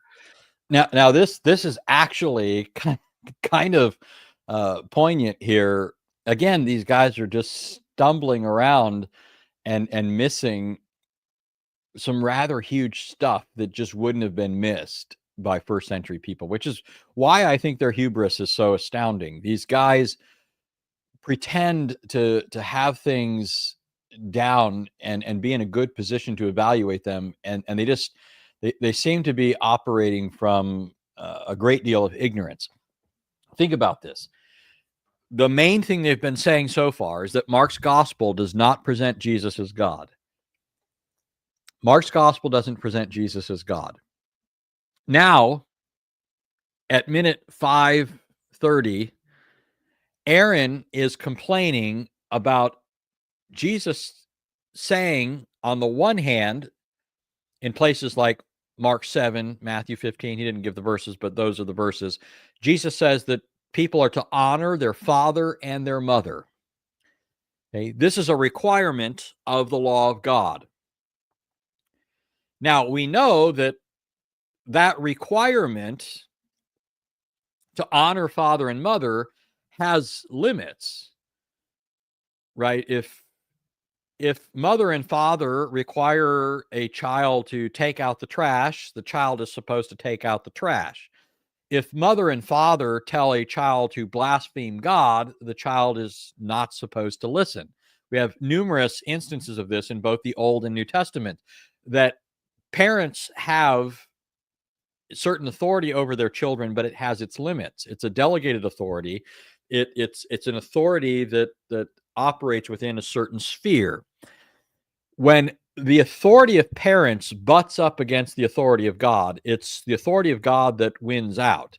Right? When the honor of parents conflicts with the honor that's due to God, it's the honor due to God that wins out. Okay, this is the consistent teaching of Scripture, and it's illustrated in law after law. If you read the law, you see all sorts of things that set you up for this. For example, in Deuteronomy 6, it says, "Hear, O Israel, the Lord our God, the Lord is one, and you're to love the Lord your God with all your heart, with all your mind, with all your soul, with all your strength." There it's showing you that God is one, and our whole heart, our whole mind, our whole activity, all of our strength, everything is ultimately to be in the service of God, which means that trumps everything else. So when you see Jesus in the Gospels, this is why I say it's apropos in this context, and just once again shows you the blindness with which these guys are operating. When you see Jesus in the Gospels commanding people to honor their father and mother, and then turning around and telling them that by comparison to him, they must hate their father and mother, that they're to love him above their own parents, who, pray tell, does this man think he is? And you even have Aaron Ross saying, this man's like your typical cult leader. What does he mean by that? He's saying Jesus is acting like deity here, and he's demanding a kind of allegiance and honor and love that would only otherwise be due to God. But he's just denied all this. But that's the thrust. That's the point that Mark is making, that Matthew makes. In fact, I was looking at it earlier in Mark 1 this afternoon. I read Mark's gospel, and I was struck at how many times this sort of thing comes up and how easily people miss it. But if you look at Mark 1, it's talking about the calling of the first disciples. In 1:16, it says, as he was going along by the sea, he saw Simon and Andrew, the brother of Simon, casting a net in the sea, for they were fishermen. And Jesus said to them, follow me, and I'll make you become fishers of men. Immediately, they left their nets and followed him. So Jesus tells these disciples to just stop what they're doing and follow him. Who does this guy think he is? But note the next bit. Verse 19, it says, going on a little farther, he saw James, the son of Zebedee, and John, his brother, who were also in the boat mending the nets. Immediately he called them, and they left their father Zebedee in the boat with the hired servants and went away to follow him. If you're reading this as a first century Jew, you're not just thinking, oh, this guy's starting his own new little club or something. You're not over here like Aaron Ra, thinking, this Jesus doesn't think he's God. He's just, trying to get a cult following or something of that sort. You're missing it. You're not reading the text in its historical context. When Jesus tells people to love him above their own parents, to give up everything and follow him, he is very clearly communicating to first century people that he's no ordinary person. But what I notice is the biggest contrast between the first century and the 21st century is when Jesus tells people that they have to sell all their clothing and give to the poor, and that they have to welcome immigrants, and that they have to pay their taxes. And all of this seems to directly contradict so many of the self-described Christian activists today. Yeah, no, it does. And Mark's gospel is pretty emphatic that if you're going to be a follower of Jesus, it is not the path to glory, and it's not going to be an easy ride. And in fact, it's going to lead to your death. And in fact, you're going to die by being tortured to death. If you're a true follower of Jesus, you'll sell everything you have and give your money to the poor so that you'll have, the kingdom of God to come. And that's, Christians today don't pay attention to those parts of the gospel, which are the most important parts. Oh, okay. So, so he says Christians don't pay attention to these parts, which are the most important parts. But I want to tell you about somebody, or really two people at least, who don't pay attention to what Bart just told us are the most important parts. And who are those two people? I mean, Bart and Aron. Once again, Ehrman has just stated something that this confirms what he argued earlier. Earlier he argued that Mark does not think that Jesus is God. But so far, we just heard from Aron Ra that Jesus thinks that people owe greater allegiance to him, love to him, service to him than they do to their own parents. And he can't see the implication of that. Well, now Ehrman has just upped the ante. He's agreed with the assessment of Aron Ra here about the kind of social and political actions that people are supposed to engage in. But he's upped the ante by saying that according to Jesus, these people have to follow him, right? They have to give up everything to follow Jesus, even their own lives. Is it me, or are these guys just missing the obvious? The same Jesus who's announced at the beginning of the gospel as the coming of the Lord in fulfillment of the prophecy made by Isaiah goes throughout this gospel calling people away from all their earthly goods, all their earthly kinship and affections, everything that they were otherwise tied to or invested in. They're to give all of it up, and even their own life, if it needs to be the case, and follow Jesus. And this is the argument that these guys are making against the deity of Christ. Okay, they're missing the obvious.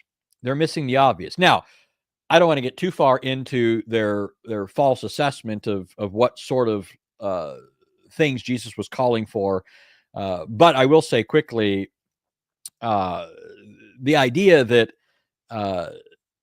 Jesus is advocating that everybody has to give up all their wealth and so forth. That's not stated anywhere in the Gospels.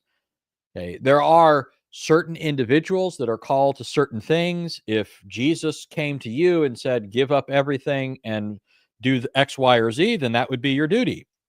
There's no such general command given in the Gospels anywhere that people have to give up everything they have. Although it does say that we are to follow Jesus come what may. Everything in principle is to be dispensed with by us. If the Lord takes it, he takes it. Right. But there's no, it's sort of like, I mean, the misreading here is akin to, imagine somebody saying on the basis of Genesis 22:1 that they're supposed to go and sacrifice their son. Okay. That was a command given by God to Abraham, not a command given by God to all of his people or all the world. Okay? There are individual specific commands and group commands and time-bound commands that he's giving to people on particular occasions at the time of his think for example of Jesus saying in the Gospels that his disciples don't fast now because the bridegroom's among them.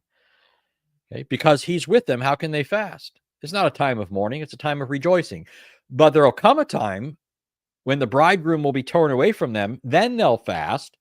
So notice the changing circumstances and the corresponding change in actions or response or behavior. Okay? These guys just don't know how to read the Bible, and they're demonstrating it at every turn. Okay? The same thing is true when it comes to something like immigrants. The New Testament is adamant and the old, I mean, the whole Bible is adamant about the right of nations to have their own borders. Jerusalem itself had a wall around it, right? There's a reason the Romans couldn't just walk into Jerusalem, and it took a Herculean effort to destroy Jerusalem because it had a wall around it, right? Again, I mean, I don't want to go into all this. It's not really the point of this, but these guys are no better at reading the ethical teachings of the Bible or the social and political teachings of the Bible than they are the theology of the Bible. all they care about, oh, Jesus died for my sins. Okay, great. Now, okay, I'm going to get on with life. The point in Mark's gospel is that if you want to be a follower of Jesus, you got to take up your cross, which underscores the fact that Jesus isn't just an ordinary human being. you have to give up all for Jesus precisely because he is the Lord. And follow him. And that doesn't mean something like, have your person in your office kind of laugh at you a little bit, because you're a Christian. That isn't, he's talking about taking up your cross.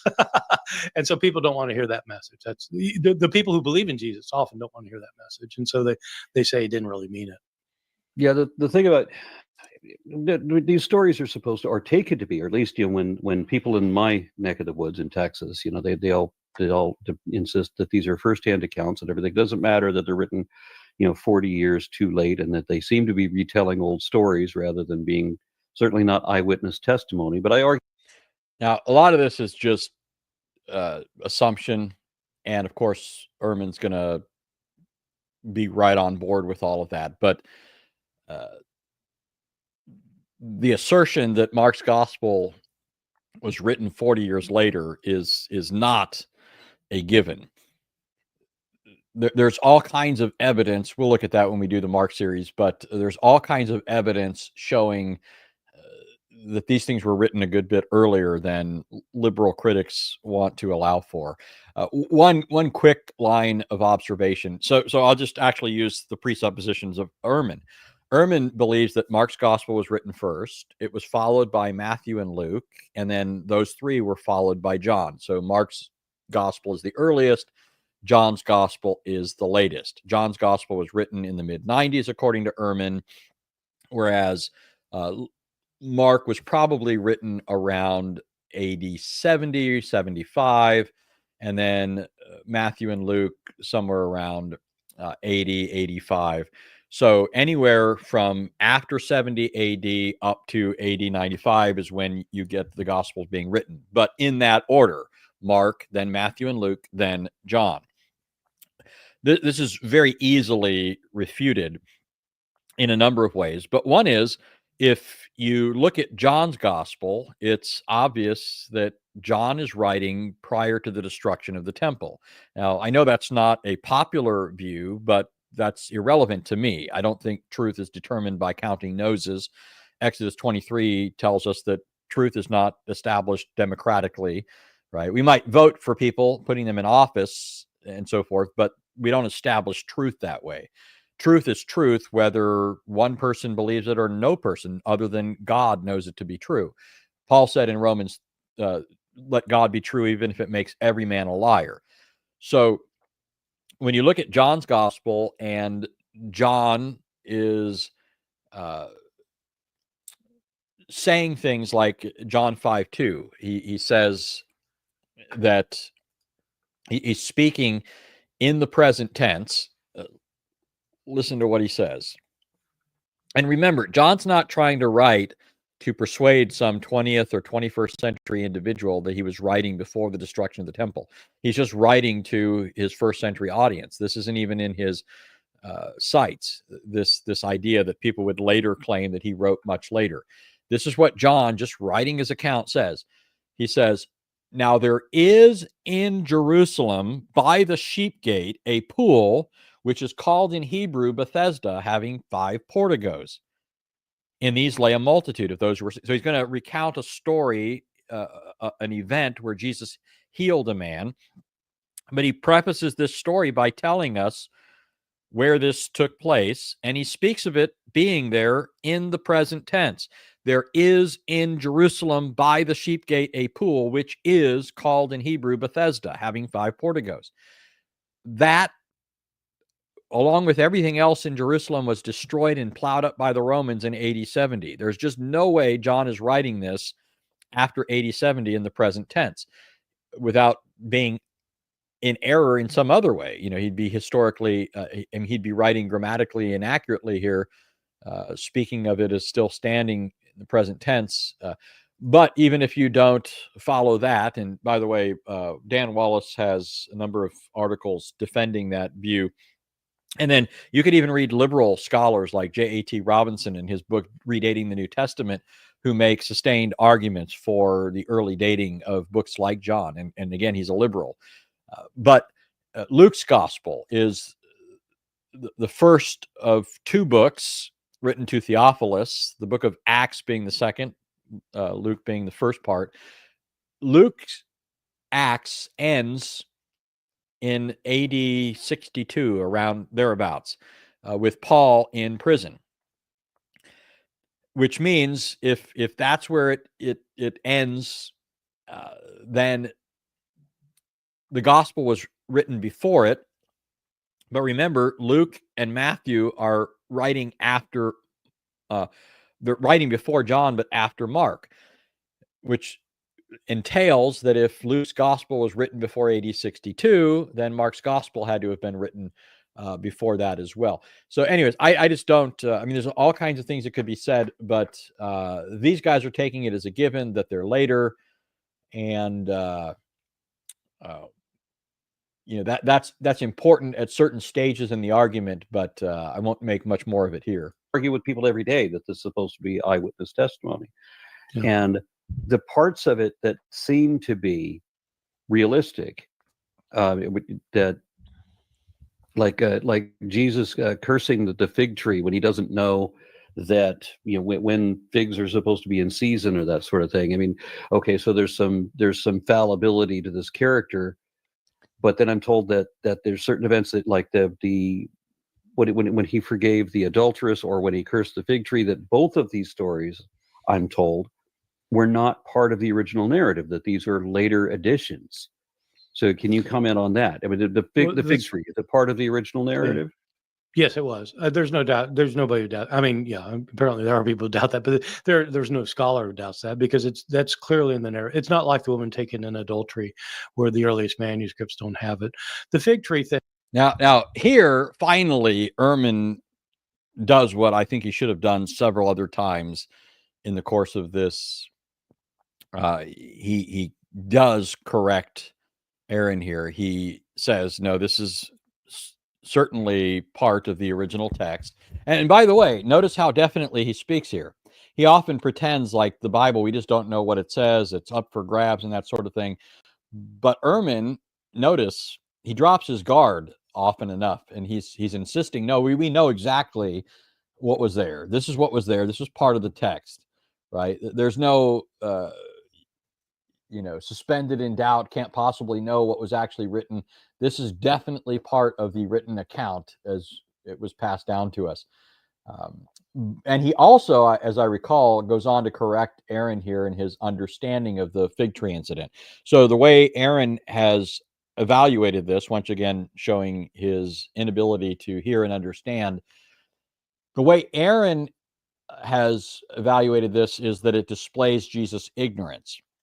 He thinks that Jesus thought there should be fruit on the tree when that wasn't the time of year for it, and he curses it based on his own ignorance, and that's all there is to the story. That's what we're supposed to learn. We're supposed to learn that Jesus is a fallible figure, but Ehrman's going to correct that. Thing is, it's just, it is an unusual story. It's like it's winter, and it's like I go out of my garden and here, in January, and my apple tree doesn't have any apples on it, and I curse it. Like, well, it doesn't have any apples on it. It's January, and so it's not the season for figs, and so Jesus curses the tree. But there's more to it than that, because he curses the tree. This is in Mark's version of it is Jesus curses this tree going into Jerusalem. Then he curses it. Then he goes into Jerusalem and he cleanses the temple. He gets angry because people have turned the temple into a place of business rather than a place to worship God, and he does that. And then he leaves the temple and goes by, and the cursed tree's withered now. And the disciples say, "Whoa, huh? How?" And so the cursing of the fig tree is within the context of the cleansing of the temple, and vice versa. And what it says, the fig tree in the Old Testament is an image for Israel. And what Jesus is saying is, since they don't bear fruit, they're going to be destroyed, just as he has symbolically destroyed the temple. And so he meant to say symbolically destroy the fig tree. It's more of a prophecy than anything else. Taken literally, it's kind of weird. Yeah, and one of the things I noted is, so I could tell Aron's a little deflated there, because Ehrman just took away what he thought was a good argument against Christianity. So just to recap, Aron thinks, and there are a lot of people that argue this, so this is a good thing to remember. Aron thinks that this story is problematic. It's silly for Jesus to have cursed the tree just because it didn't have figs on it when it wasn't even that time of year, and it shows Jesus' ignorance. Bart corrects him, in effect, and tells him, no, the whole episode had quite a different purpose to it. In fact, I'll point out here, because it's going to be relevant in a moment, this is a feature of Mark's gospel that is very important to the reading of it. This whole incident of the fig tree and the temple cleansing is what's known as a Markan sandwich. Right? That's the more pedestrian way of referring to it. The scholarly way of referring to it would be something like you've got these Markan intercalations. Okay, what this means is that Mark will often begin telling you about something, some event, and then he interrupts himself before concluding the thing that he started. He interrupts himself and talks about something else, and then he returns to the point interrupted and completes that.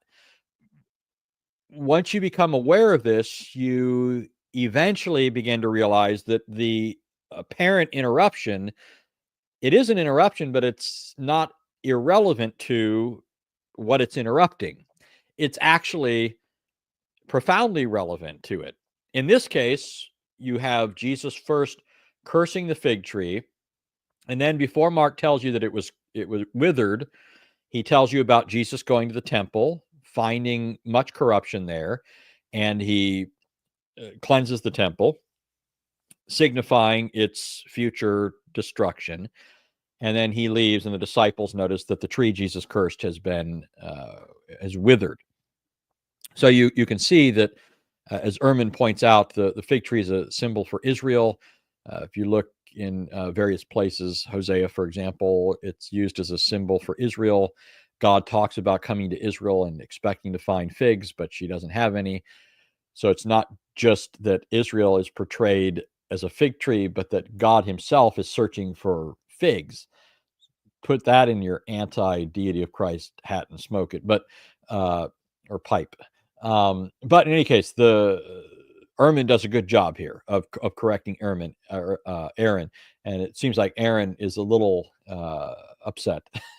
He's lost an arrow from his quiver there, and so he's going to quickly move on to something else. Is like, Jesus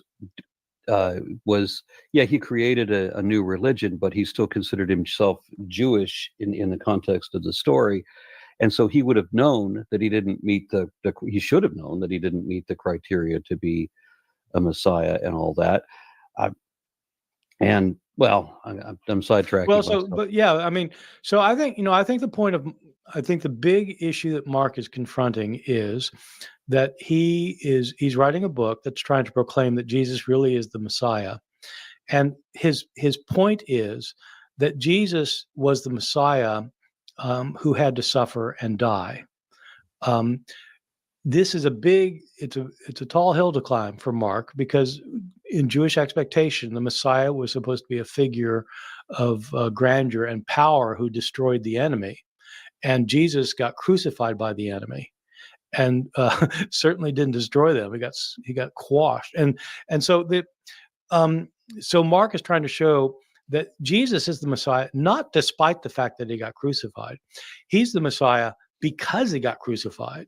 And so when you read Mark's gospel carefully, he's setting this up to show that it's exactly Jesus' death that makes him the Messiah.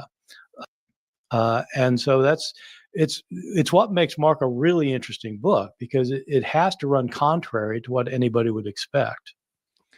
Yeah. Now, so this is interesting. Ehrman does better here than he's been doing so far, but that still needs to be improved. So Aron thinks that the right way to approach the question whether or not Jesus is the Messiah of promise, the right way to approach this is to ask Jews for Judaism, right? It's to ask the likes of Michael Skobac and other Jews today who don't believe in Jesus. but all sorts of problems there, obviously. One thing, and I still need to do something on this. I've mentioned it before that I want to do this, but I always find it interesting how many people think that the way you know what or who the Messiah is by asking contemporary Jews, or even Jews from a century ago, or 5 centuries ago, or a millennia ago. When you look at the track record of Jews, their ability to recognize the Messiah has never been good. I mean, set aside the question of Jesus. The Jews, and I'm not just talking about the hoi polloi, the rank and file, the rabble, as they might say, right? Even in the scriptures, the religious leaders refer to the crowds as just rabble, this unlearned bunch of people. So it's not just that when you look in Jewish history, you see average Jews, unlearned Jews hankering after false messiahs. You find prominent rabbis lining up behind false messiahs. In fact, one of the single great, in fact, take it back, the two greatest, most catastrophic events in Israel's history across the past 2 millennia are a result of them hankering after false messiahs. If you read Josephus' account of the Roman-Jewish War, one of the things he says there repeatedly is that false prophets, false Christs arose among the people and stirred them up to rebellion, promising sure victory from God and so forth.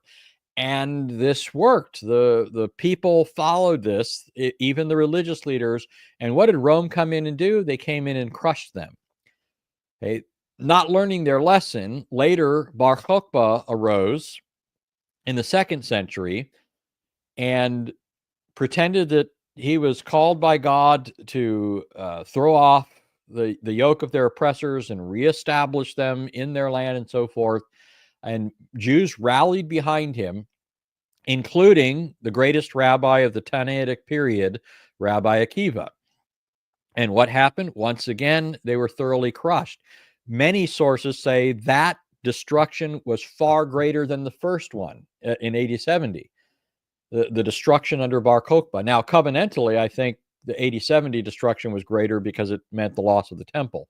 But certainly, in terms of numbers and other consequences, Bar Kokhba's revolt being crushed was huge because it meant an exceedingly large number of lives were lost and people were sent into exile, and the Jews were no longer allowed even habitation in the land. So all sorts of things became even worse after the Bar Kokhba revolt. But all this because the Jews that are supposed to know the criteria, right, we're supposed to ask them what the Messiah looks like, all because they, applying their criteria, pinned their hopes on the wrong guys.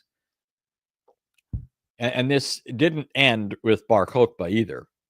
It's continued up till the present day. There are currently, in fact, I was watching this. This was interesting. I've got to find this. It was one of the Jews for Judaism guys. He was mentioning, I forgot what he called it. Was it Jerusalem fever or something? He was talking about this strange phenomena. It's really interesting. He's talking about this strange phenomena that occurred during a certain period in relatively modern history, like I think the 1900s or 90s, the 1990s or something. But and I don't know that it's not still occasionally happening, but at least in that period there was an outbreak of it. It was significantly large. But he was talking about this thing, I think it was called Jerusalem fever, where Jews were going over to Israel, and suddenly these people seemed to be caught by this. They caught this bug that made them think they're the Messiah. Right? It was something along those lines. I know I sent it to Truth Defenders. Maybe he can find it and plug it in the chat. But Anyways, really strange, right? But this sort of thing is, oh, Jerusalem syndrome, GK says. Okay, that's it. Thank you, GK. Look up Jerusalem syndrome. But yeah, check that out. But my point here is just basically that, you know, you can't assume that because somebody's Jewish, they're automatically in a privileged position to be able to recognize who the Messiah is. The contemporary Jewish person has to do the same thing. He doesn't automatically know this because he's Jewish. The way you discern who the promised one is by looking at the promises. And you have to evaluate whether somebody's handling these things accurately or not. It's not automatic because they're Jewish. You have access to the same scriptures that they do, and you can evaluate what they're saying and see if it holds water or not.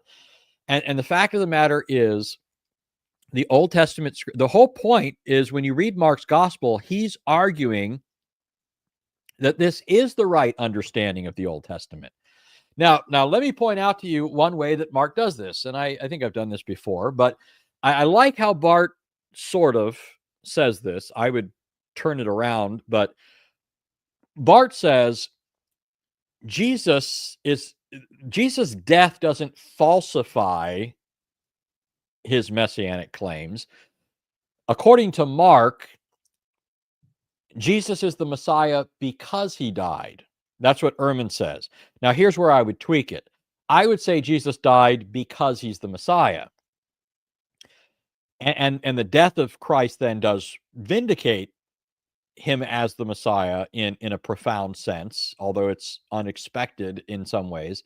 It's not the sort of thing you would expect to prove that sort of thing, especially if you're thinking of the Messiah as this political figure who's going to come and take up residence in Jerusalem on an earthly throne and so forth. But think about how Mark's gospel begins. Aron made reference to this, but he has no clue what it's talking about. He made reference to the Father saying about Jesus, "This is my beloved Son, in whom I'm well pleased." Aron ran in an Arian direction with this, which is quite irrelevant to the text. But in doing so, he shows that this was all lost on him because he and Ehrman, I think here, are both ignorant of the Old Testament background. The term that is used by the Father at the baptism of Jesus, when he says, "This is my beloved Son," agapetos huios, that term is an alternative way or a synonymous way of saying what John said when he referred to Jesus as the monogenes huios. Mark and Matthew and Luke call Jesus the agapetos huios, which means beloved Son. John uses the phrase monogenes huios, which means only begotten Son. These are simply synonymous ways of saying the same thing. When you go back to the Old Testament, that expression is first used in the Greek translation of Genesis 22. When Genesis 22 records that God said to Abraham, "Take now your son, your only one, whom you love, Isaac," telling him to take him as a burnt offering. The word for only one there is yachid, and when it was translated into Greek by Jews, they always chose one or another of two Greek words, either agapetos or monogenes. That's how that phrase is always translated in the Old Testament, with two possible exceptions in the Psalter. But 10 out of the 12 are all translated either as beloved Son or only begotten Son. So here you have Isaac, Abraham's son. And God tells Abraham to sacrifice that son on Mount Moriah, of all places. That's Abraham's only begotten or beloved son. Why is God telling Abraham to do all of this? Well, if we had time, we could explore this more. I don't think that most of you are unaware that this is a prophetic type. This is a type of the Lord Jesus. God the Father is going to give up his only beloved son, his only begotten son, on Mount Moriah. And this passage presages it. The last recorded instance of this in the Old Testament is in Zechariah 12:10, where God says, they'll look upon me whom they have pierced, and they'll mourn for him as for an only son.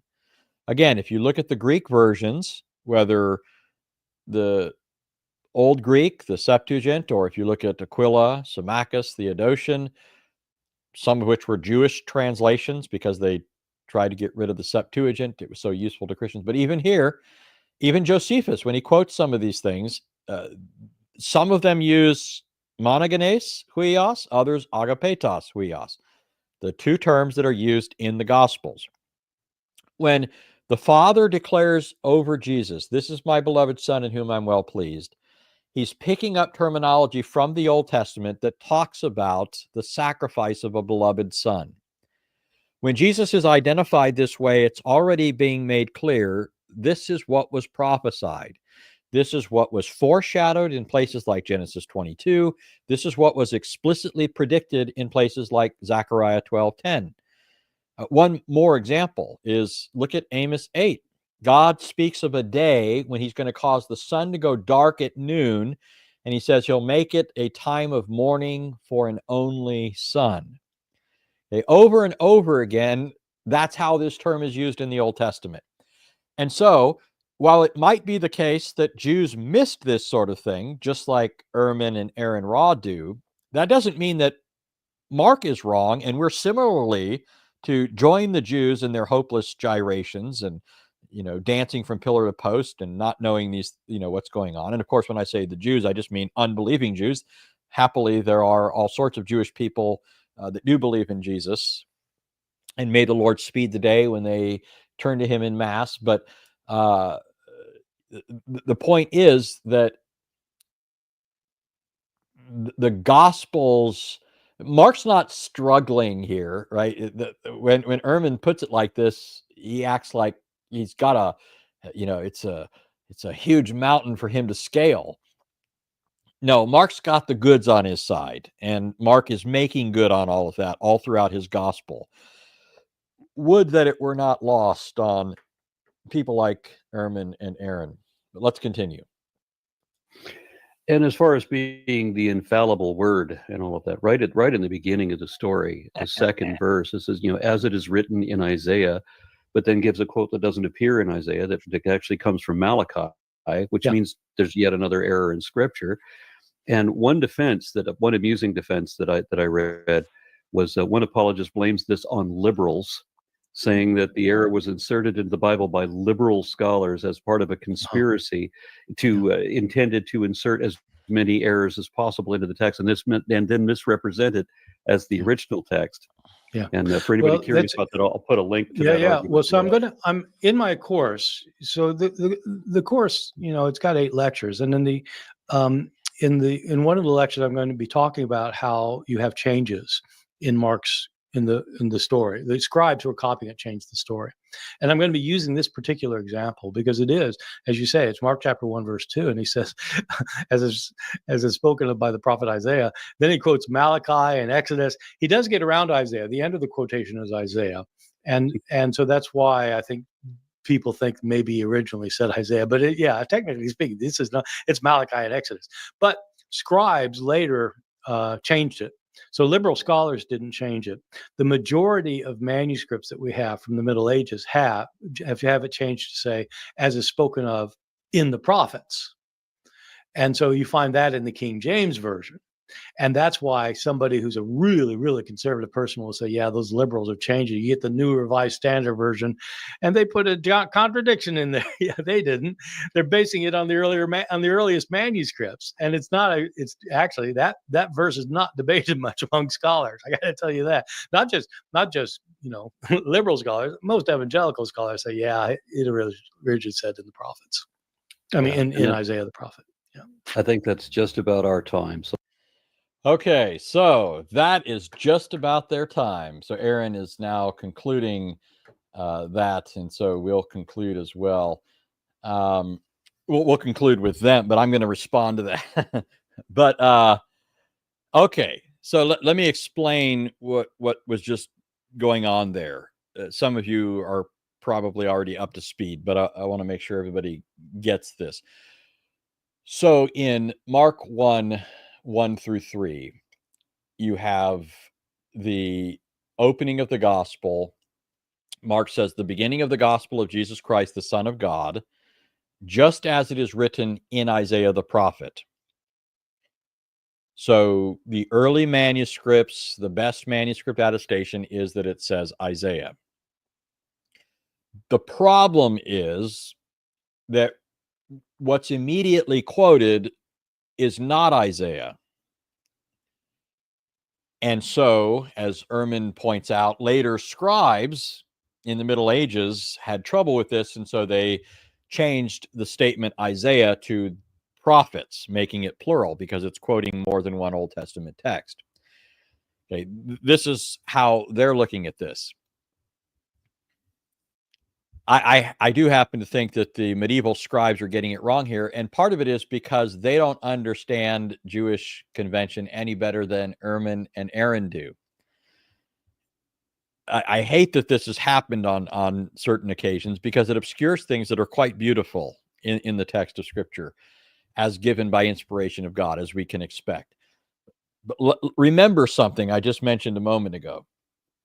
It's a well-recognized feature of Mark's style to intercalate things, right? Ehrman just recognized this. He didn't call it a Markan sandwich or an intercalation, but he recognized in principle this idea that Mark has begun a story, the cursing of the fig tree, interrupted it with Jesus cleansing the temple, and then returned to complete the story and talking about the withering of the fig tree. And he says all of this stuff about the fig tree wrapping around the temple cleansing signifies that the temple system is corrupt and it's going to be destroyed. So he recognizes this idea in principle. I've got whole books that talk about this sort of thing. Whole books that are talking about one Markan sandwich after another. This happens from beginning to end in Mark's gospel. Now, why is this relevant? Because if you look at Mark chapter 1, this is exactly what Mark does. It is a classic Markan sandwich. Mark begins, he says, as it is written in Isaiah the prophet. Then he quotes Malachi 3:1. He intercalates this. Behold, I send my messenger ahead of you who will prepare your way. And then he says, the voice of one crying in the wilderness. He returns to the prophet Isaiah. Now, it's not only the case that this is the sort of thing that Mark does all the time. This particular thing that Mark does, where he actually combines statements together, this is a classic Jewish feature. I mean, again, not only do I have whole books on Markan's style, where this is the sort of thing he does when telling stories, I've got entire books on Jewish hermeneutics. One pops off, the shelf at me, Intertextuality by Daniel Boyarin, the Talmudic scholar. A whole book written on this classic feature of Jewish interpretation. Old Testament texts were recognized to be related to each other by Jews, apart from Christians, in the Second Temple period, provided they had certain features in common, such as unusual words or clusters of words or other syntactical features. There were various indicators that this text was evoking this earlier text. And so it was common for them to take these texts and read them together. And that's why you get several times in the Gospels something being ascribed to one author, and then you look at it and you think, wait a minute, this is actually coming from that author. And it's because you're being alerted to the intertextual relationship between these texts. The one that's being quoted and the prophet that's being referred to. There's an intertextual relationship that's at play here. So think about it for a moment. When you look at, Ehrman mentioned 3 texts, and so I'll go with that, and I actually agree, but he mentioned Exodus 23, Isaiah 40, and Malachi 3. When you look at those texts, they all have certain things in common that would have stood out to a person reading the Hebrew text. Okay, Exodus 23, and I'm not going to do the, the whole thing here. Like, I'm going to look at some aspects of this, but there's really a good bit more than what I'm going to do now. If you're really interested in seeing the fuller case for all of this, go check out some of those Mark things, or just wait for when I reboot the series. For those that are coming in late, I mentioned that I've been working for quite a while on revisiting the Mark series and completing it, but I've been trying to get ahead so that I can get some momentum going. But yeah, so I'll be discussing this all at length when I do that, but I did discuss some of this before. But so listen to Exodus 23:20. Exodus 23:20 says, "Behold, I'm going to send an angel before you." This is God telling Moses that he's going to send an angel, a messenger, ahead of them, meaning the people of Israel. You here refers to the nation. "Behold, I'm going to send an angel before you to guard you along the way and to bring you into the place which I have prepared." Now listen to Isaiah 40.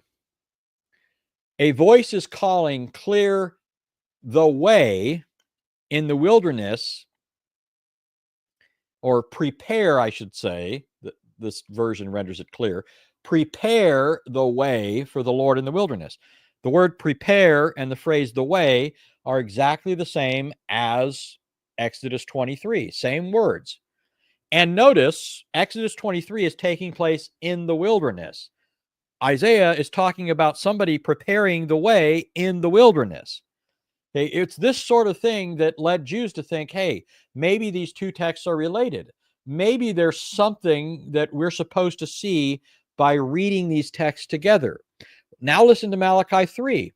It starts exactly the way Exodus 23 starts.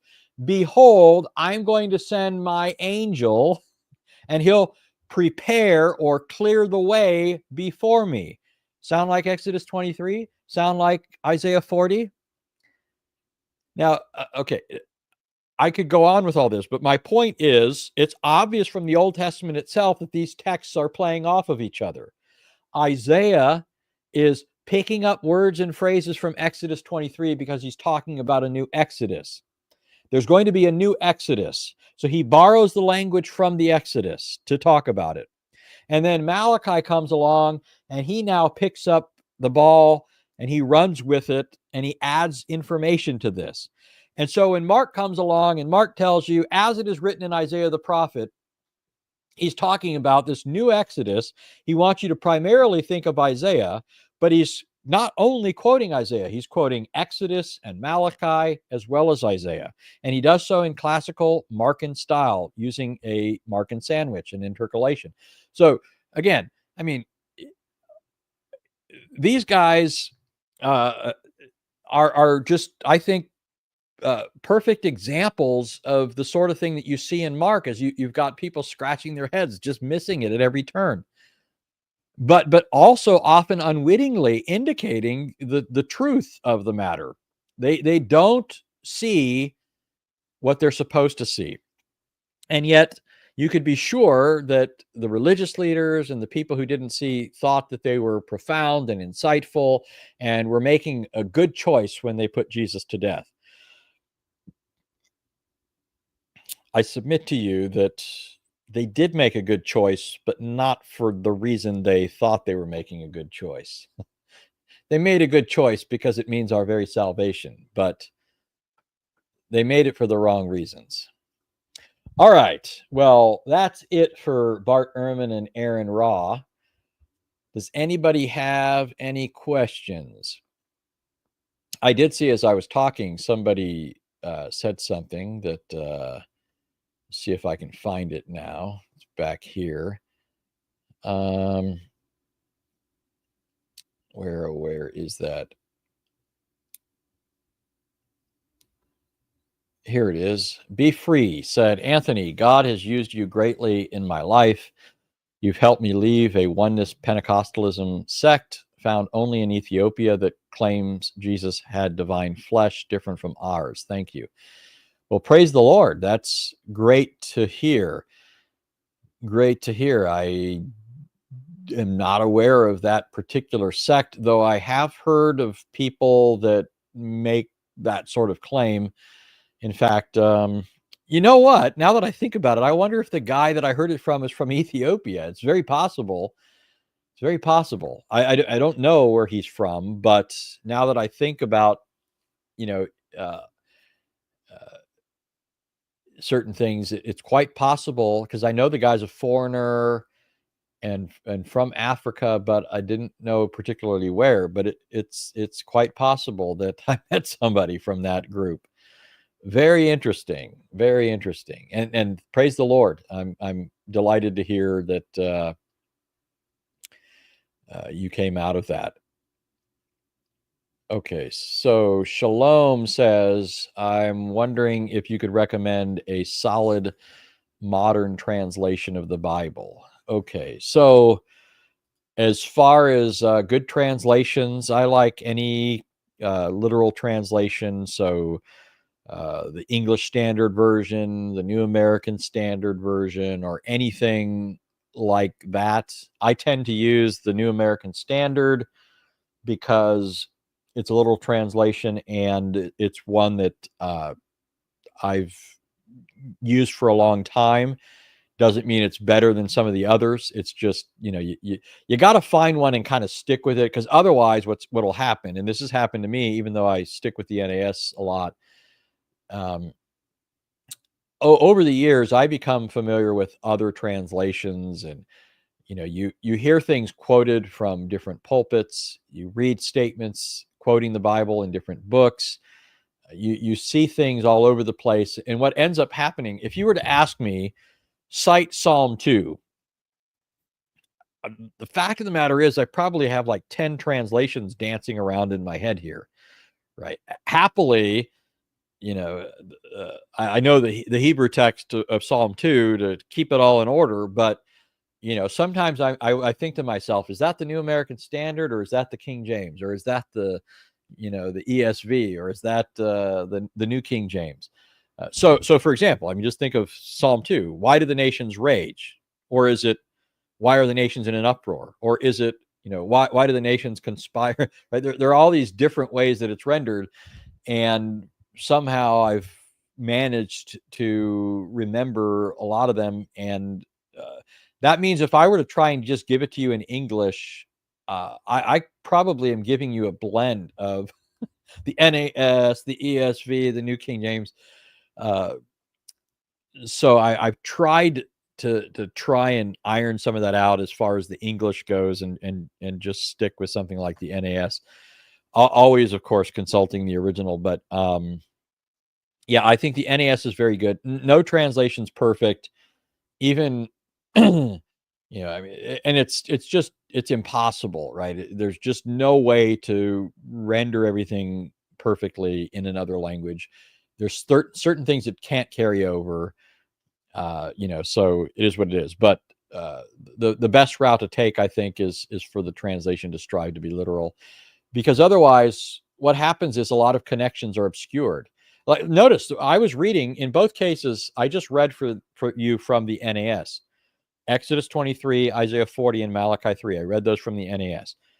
Unfortunately, I noticed that the NAS translates the same word differently in Isaiah 40 and Malachi 3 than it does in Exodus 23. So that obscures a little bit the connection that's right there in the Hebrew and in the Septuagint. So I wish translations, even the literal ones, would be more consistent, but it is what it is.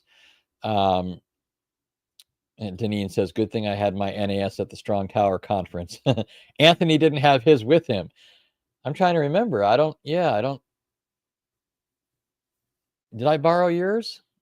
Oh, was that it? Was that in one of the breakout sessions, maybe? All right. Always good says, how does Mark during the narrative of Mark 1:4-8 apply Isaiah 40 verse 3 and Malachi 3:1 to Jesus to show he's Yahweh? Like, I can't find where John says, make ready the way of the Lord. Okay, so I'm chuckling a little bit because I did a little work on this earlier today. Man, I keep saying I did this today, and now that I'm thinking about it, I'm like, man, I did a lot today. I preached this morning. I read the Gospel of Mark. I was doing stuff on a particular section of Mark and all this. Anyways, so what you're getting in Isaiah 40 verse 3 is a summary of the major mission on which this figure is being sent. This is a summary of the thrust of this person's ministry, his message. Okay, a voice is calling, clear the way for the Lord in the wilderness, make straight in the desert a highway for our God. Now, I'm not saying that John never said that, but my point is Mark is telling you that John fulfilled this.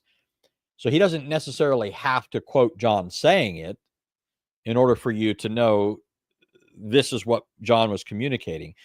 But when you look at John or Mark chapter 1, and this would take us a long time to go over all this, but I submit to you, if you read it closely, you'll see that's exactly the thrust of Mark's message or John's message. Now let me do it like I'll give you a hint. Okay, I'll give you a hint.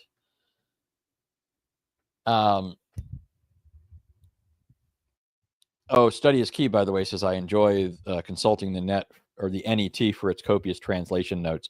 So here he's referring to the New English translation of the Bible, which is distinct from the NETS, which refers to the Septuagint translation.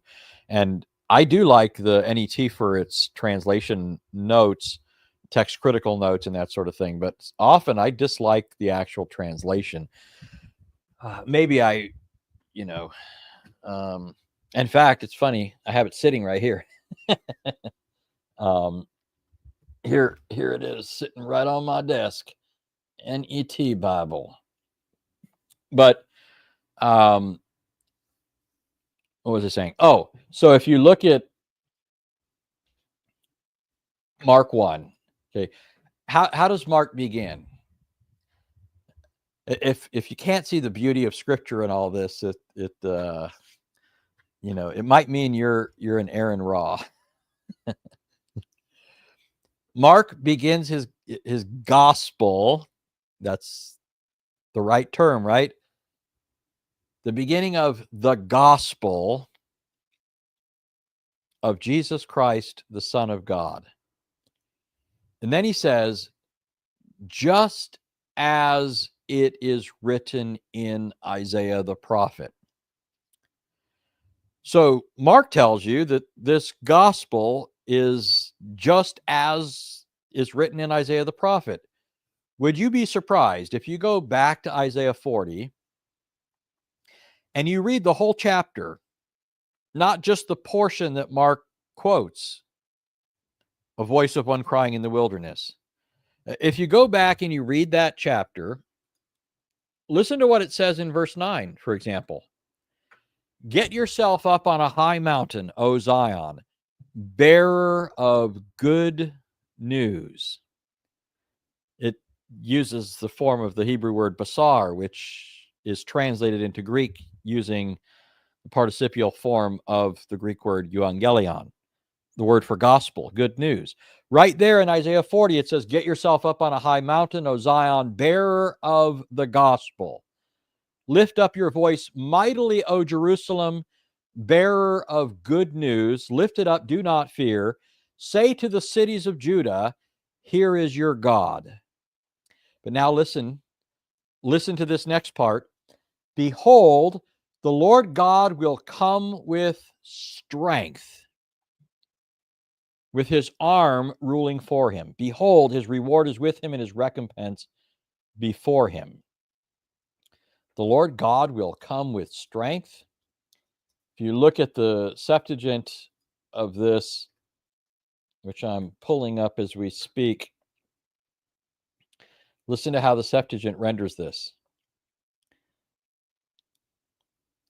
The Septuagint, hey, that's, hold on. There we go. Oh, press the wrong one. There we go. Isaiah 40, verse 9 says, "Ascend upon the high mountain," one announcing good news to Zion. "Raise up high in the strength of your voice, O one announcing good news to Jerusalem. Raise it up high, do not fear. Say to the cities of Judah, behold your God. Behold the Lord. The Lord will come with strength." The Greek word is iskios. He will come with strength. As you read through Isaiah, this is a very prominent term. He constantly refers to the strength of the Lord and refers to him as the strong one. So, for example, later in Isaiah 49, it says this in verses 24 and 25 about the Lord. It says, "Can the prey be taken from the strong man, or the captives of a tyrant be rescued? Surely, thus says the Lord, even the captives of the strong man will be taken away, and the prey of the tyrant will be rescued. For I will contend," that is the strong one, introduced in Isaiah 40. "I will contend with the one who contends with you. I will save your sons. I will feed your oppressors with their own flesh, and they'll become drunk with their own blood as with sweet wine. And all flesh will know that I, the Lord, am your Savior and your Redeemer, the strong one of Jacob." Okay, so repeatedly, God identifies himself in Isaiah.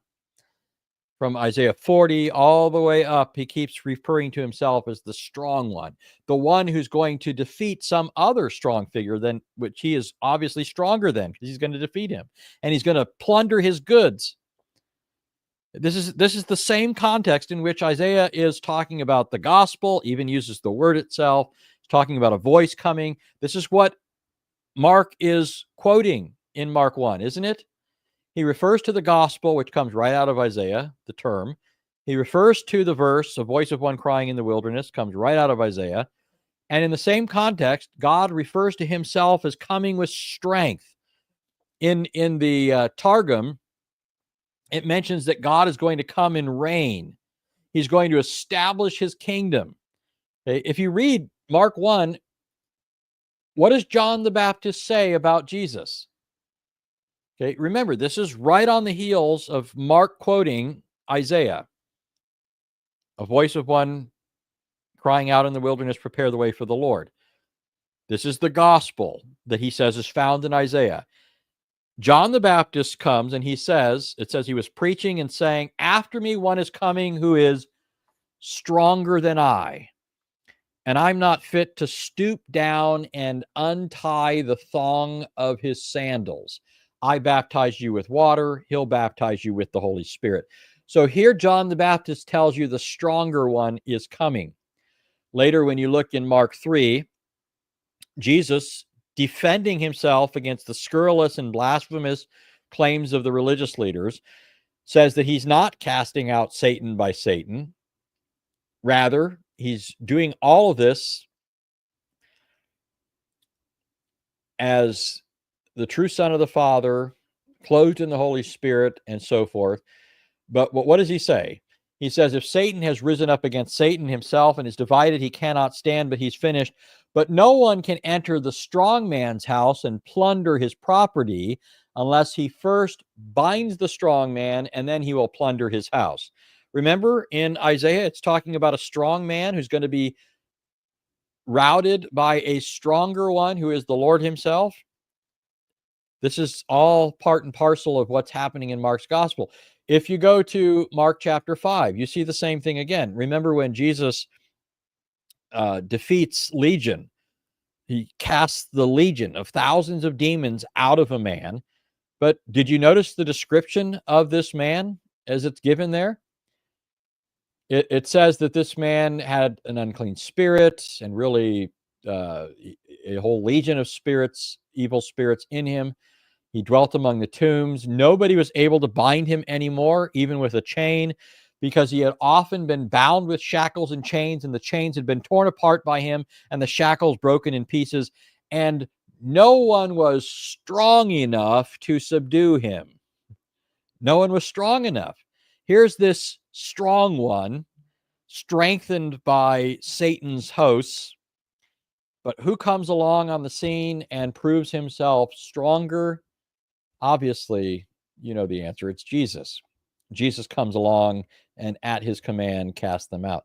So I don't think it's necessary for John to use those exact words, because the statement in Isaiah is just giving us a summary of the mission that he's sent with. This is what he's supposed to do: prepare the way, tell people that the Lord is coming, to get ready, to repent, and so forth. But even though it's not necessary, it also doesn't follow that John didn't say those words. Mark doesn't have to record them, because he's already told you that John fulfills that text. So maybe John said it outside of the narrative that Mark records. But then thirdly, I think in principle, that's exactly what Mark is saying, or John is saying. When John says, the one coming after me is the strong one, he's stronger than I, and he's so much greater than I am that I'm not even fit to stoop down and untie his. Understand, in first century Israel, a servant would do precisely that.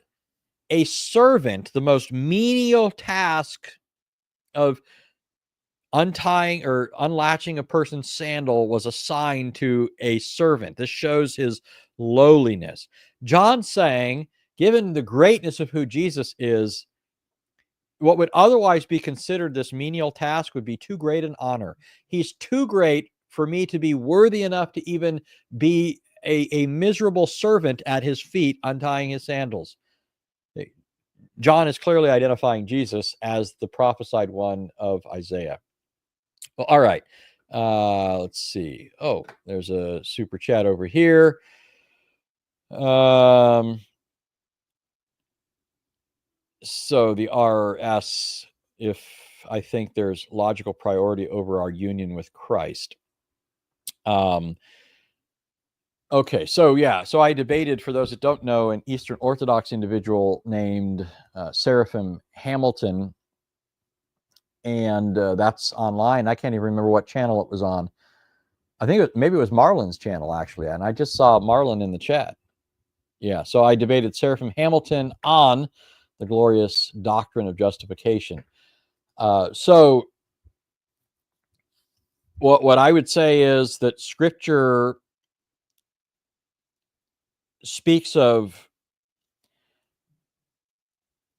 Christ as our wisdom, righteousness, sanctification, and redemption, and so forth. The whole pie is Jesus.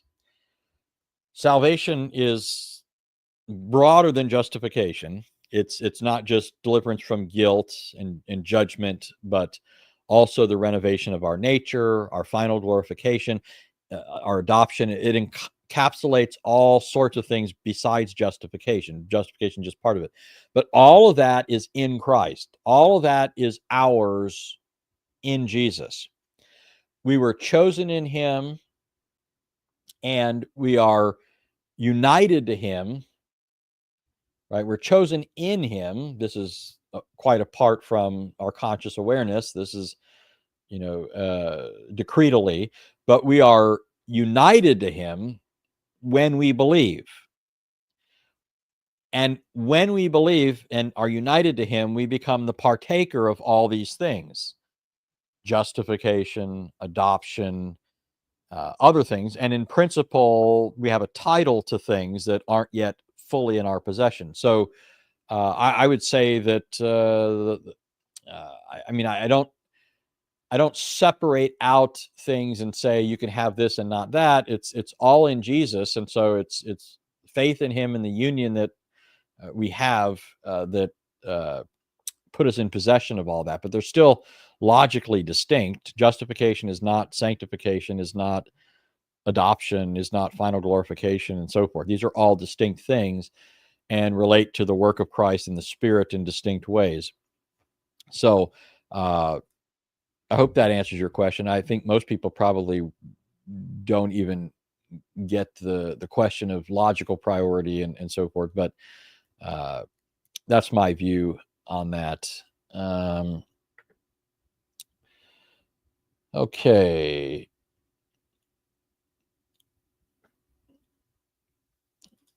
So Always Good says he was a whole lot of words that did not mean much. I have a picture here of something he said. I don't remember where it was. It was on one of the videos where he basically says he wasn't happy with his performance and he'd be happy to do it again. I'd be happy to do it again. He never contacted me to do it again. But of course, I'm the one that was happy how it went the first time. But and as I recall, I didn't feel good during that. So, I'm happy with how it was, even though I didn't feel good. But he apparently was not. So, it's interesting. I don't know that most people realize this in that debate, those who saw it. He wasn't even really arguing the Orthodox position so much. Now, first of all, the Orthodox position is kind of fuzzy in a lot of ways. And so even a lot of Orthodox people listening to him, as long as he's not saying faith alone, but advocating some kind of self-salvation or help Jesus kind of salvation or co-savior salvation, something like that, they're going to be all on board with it, right? But what he was doing was not so much going to EO sources as much as he was going to liberal or apostatizing Protestant sources. Okay? A lot of his stuff is right out of people like N.T. Wright, who's an innovator. He operates within Protestant circles, and he's done some things that gain him some fanfare. And I'm not saying there's nothing that he did that isn't good in its own context, but on the basis of some of that, he spun some other theories, and there's a lot of stuff that seeped into some Protestant contexts. And then there's people like Peter Leithart. I heard this. He never mentioned N.T. Wright or Peter Leithart, but I'm familiar with all these people from other things that I've done. And, anyways, I found that very interesting. He's very much enamored with and has drank deeply from these broken cisterns that are crooked Protestant, wayward Protestants, and not even Eastern Orthodox people. So anyways, that was interesting to me. Nate R says, even as a skeptic, I agree that places like Psalm 3 looked like the death and resurrection of the Messiah. Any indication any pre-Christian Jews expected this? Yeah, so there's a lot here. So, the first thing I would say is it's most important to, too many people follow the crowd. This is why, something sometimes can be very obvious, but people don't see it or they ignore it precisely because nobody else sees it. It's kind of like the old, the emperor has no clothes, but everybody's saying, oh yeah, he has clothes because that's what everybody else is saying. People have to have the courage of taking their stand where the evidence points them, and not just be swept up with the crowd and all that. Because think about it, when you look at the New Testament, when it's talking about Jesus doing this stuff and the people responding in unbelief, the New Testament does not only quote statements that it argues warrant the conclusion that this is what Jesus was supposed to do. It also quotes along with them statements about the blindness of people in response to this. If you look at Isaiah 53:1, which is the start of the passage about the suffering servant, it begins on this note: who has believed our report, and to whom has the arm of the Lord been revealed? The whole point is this incredulous, why has this fallen on deaf ears? The report has been given, which, by the way, in the Aramaic Targum, it says, who has believed the gospel? Who has believed the gospel? Who has believed the good news? The Targums are simply picking up the use of this word elsewhere in the Hebrew text, and they're saying it's talking about the same thing. It's talking about the gospel. The gospel has been clearly proclaimed, and yet people are blind to it. Who has believed what we have reported? Who has believed this good news? And as you look at other places in the prophets, Isaiah 6, God says, go to this people and say, be you ever hearing, but never understanding, ever seeing, but never perceiving, because the heart of this people has become fat, and so on and so forth. So right along with the predictions about what will happen are these attendant predictions about the unbelieving response of people. So it isn't necessary in light of this for there to be precursors or evidence that Jews saw this, because, again, the prophecies include this idea that people aren't going to see this. But I don't think it rules out anybody seeing it. I don't think it's absolutely, saying nobody at all understands this or will understand this. There are plenty of Jews that did believe. So we can legitimately look for this sort of thing. And one of the things that it's sort of been staring people in the face for a long time, but scholars have spun their own theories and have not been willing to just accept it for what it is. But it's been well known for a while that there's this conception of a dying Messiah, commonly called Messiah ben Joseph, Messiah the son of Joseph. What scholars used to do is they couldn't tolerate this idea that it was a second temple view. They always argued that it was post-Christian, that it originated after the coming of Jesus. Now, to me, this is just passing strange to think that that's the case. Not to mention, I think, contrary to the evidence, and I think the evidence is fuller now, but it's passing strange. Think about it. The Jews rejected Jesus on the grounds that he died, and they say this proves he's a failed Messiah. He's not the true Messiah. So having rejected that and rejected the Christian claim, are they now going to introduce this figure of a dying Messiah, the son of Joseph, of all names, to give him? Right? Here's Jesus of Nazareth, son of Joseph. He dies, and they're going to now talk about this Messiah, son of Joseph, who dies.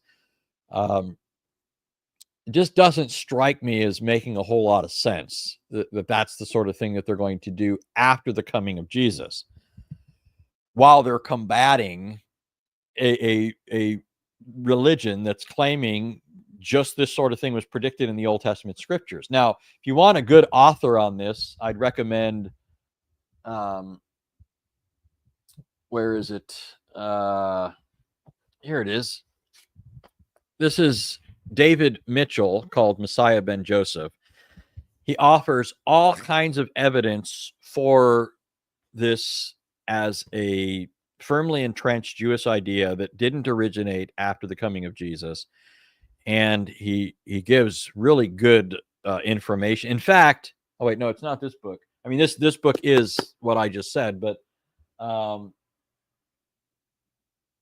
there's another book by David Mitchell that gives one of the best treatments of the genealogies of Jesus in Matthew and Luke, which are usually pointed to as irresolvably in conflict.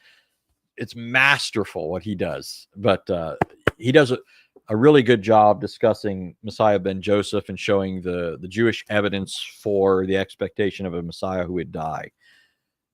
So if you want to look into that, this is what I would recommend. And by the way, this book was sent to me because people that send me books, I used a bookmark that has their name on it. This was sent to me by Marta Spendoska. It's fading a little bit, but thank you, Marta, for this. All right.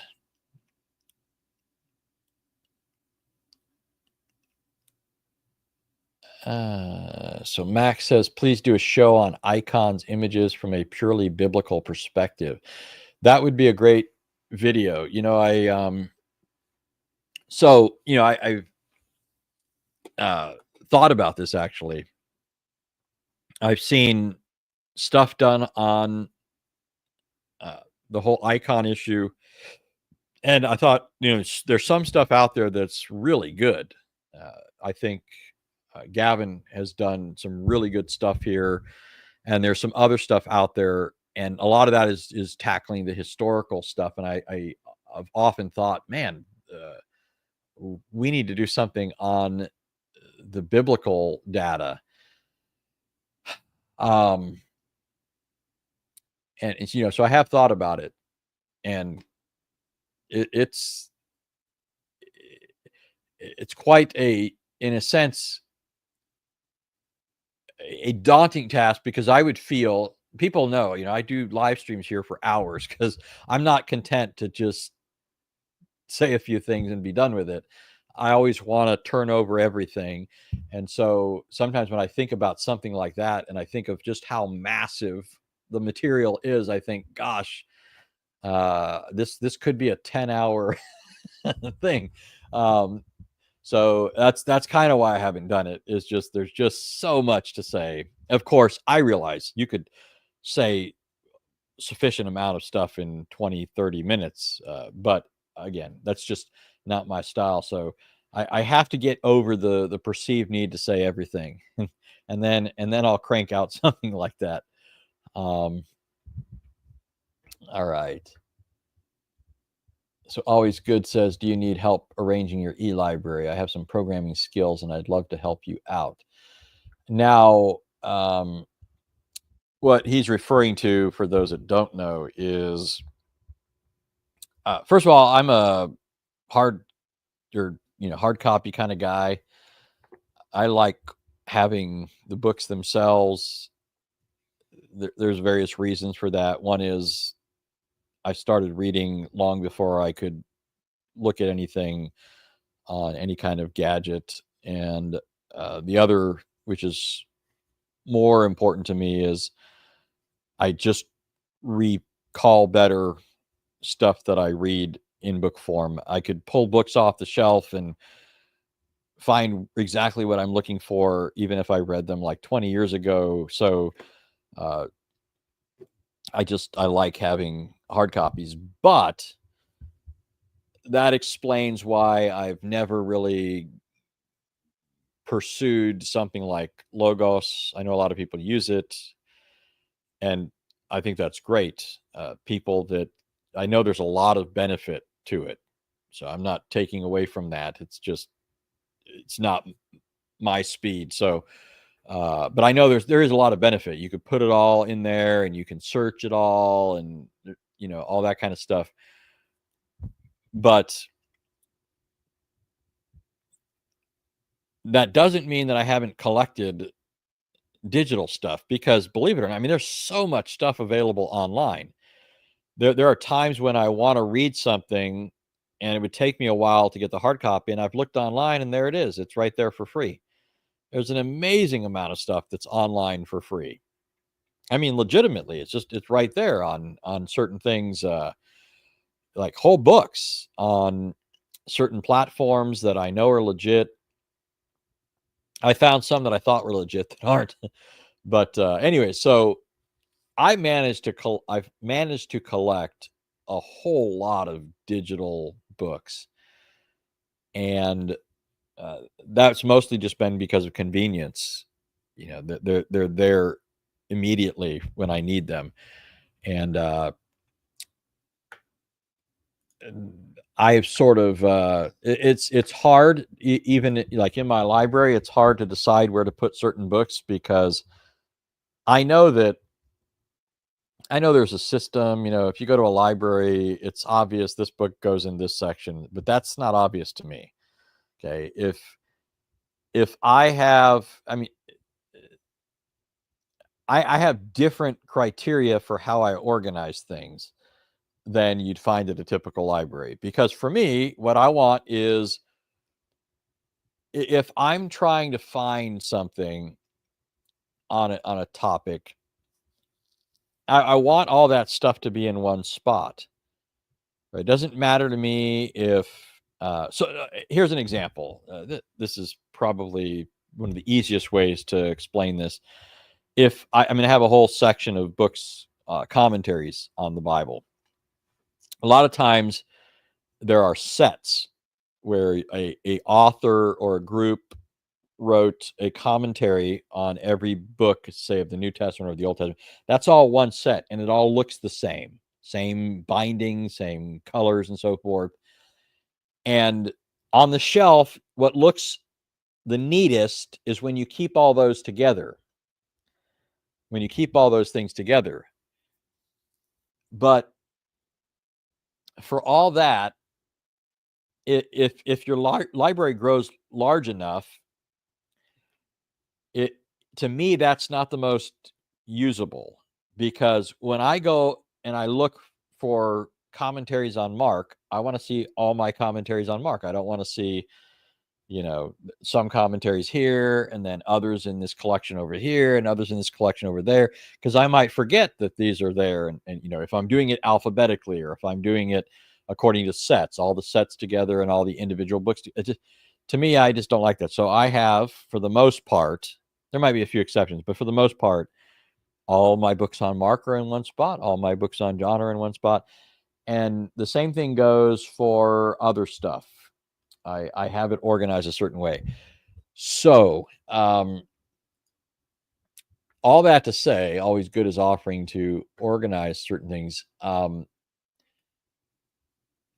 You'd have to explain to me more of what you could do, because like maybe if they were somehow put in a program where, I don't know, maybe you could explain to me more, like not here, but I mean like in an email or something like that, the sort of thing you could do, because as it stands, I've got everything in a sort of in a disorganized, organized kind of way. It all kind of makes sense to me. Like if you looked at this, you'd probably think this doesn't make any sense to me at all, but it, and there's some disarray even for me here. I need to figure out how to do some of this, but a lot of it makes sense in a kind of way to me. So anyways, drop me an email and maybe explain. If you don't have my email, just leave a comment on this video and I'll give you my, I've done this with people before where I've said, leave a comment on the video. I'll give you my email, and I don't know if they don't get the alert or what, but I've responded to people's requests that way. I just don't want to put it out there indiscriminately, because then I get all the junk mail, all the other nonsense that comes with that. So I have no problem with people that watch the channel and all that having my email. At the same time, I do have to say that while I'm not too important to respond to anybody, I don't necessarily always have enough time. So don't be put out, folks, if if I don't. I try and respond to as much as I can.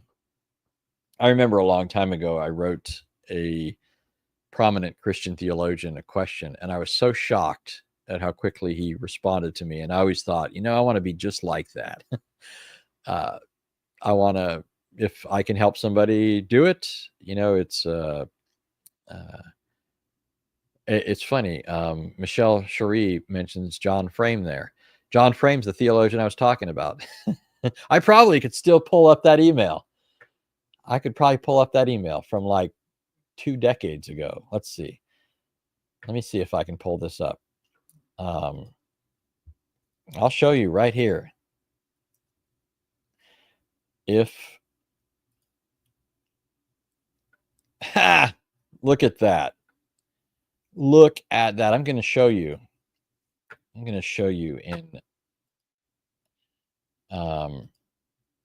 So where is this? Hold on. Look at this.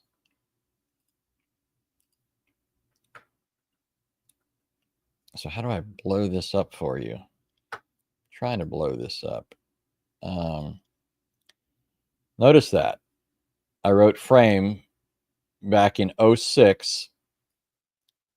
Oops. I wrote him in 06, a question on the Trinity. Notice that wait a minute. I don't know what happened. This is his response to me, so I don't know what happened to the original. Oh, here it is. My question to him.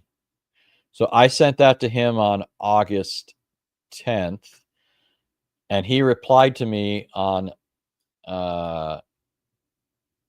August 11th, it looks like. And then I wrote to him on March 9th, and he wrote back to me on March 9th.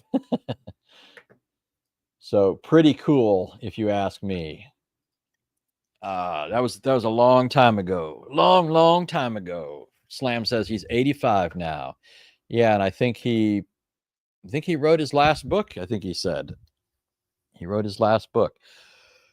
So I'm pretty sure, I didn't look at it to get refreshed on it, but I'm pretty sure I was asking it in relation to apologetics. And then I was asking a logic question. Anyways, yeah, I always thought, I want to be just like that, because what do we have that we haven't received, right? Everything that we have, we received from the Lord. Nobody has any grounds to boast. If I've been benefited with something, then I want to be a benefit to others. Freely received, freely give. But at the same time, I am a limited human being, and so don't have unlimited time and unlimited ability. So if I don't respond to everything, it's not because I'm not desirous of doing so. Okay. So Daniel asked, do you think Muhammad was just a myth and that he didn't exist? Okay. So I think that my it's difficult. My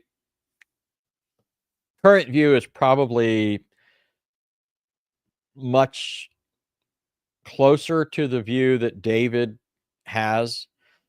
David did a debate with quite a while back. Not quite a while, but maybe like 2-3 years ago with Jay Smith. And then more recently, he debated Robert Spencer. I was present with David for the debate with Jay Smith and with Jay, right? They're both friends of mine. But David and I were sharing a hotel room, and I was there while David was preparing for that debate. At the same time, I don't consider myself an expert on all the stuff that Jay and Spencer are dealing with. I need to catch up on that side of things. My belief is largely based on my familiarity with the Islamic sources. I just can't imagine how this figure was made up, and all this other stuff. There's just too much there that, as how do I put it, as disreputable a figure as Muhammad is, I do think there's a coherence to his character that I wouldn't expect if the narrative is as bad as Jay and Spencer say. I mean, the historical narrative. And what I mean is, if you, there are times when I've been studying the Islamic sources and I see a problem and I think, I'll bet you this is the explanation of that, because I know what Muhammad's character is like. And then when I chase it down, I find out that's exactly what was true. I just don't expect that kind of consistency. I'm not talking about like Muhammad is logically consistent or his doctrines. I'm talking about the guy's character. Okay, here's what I mean. I'll have to give you an example for this to hold water. When you look at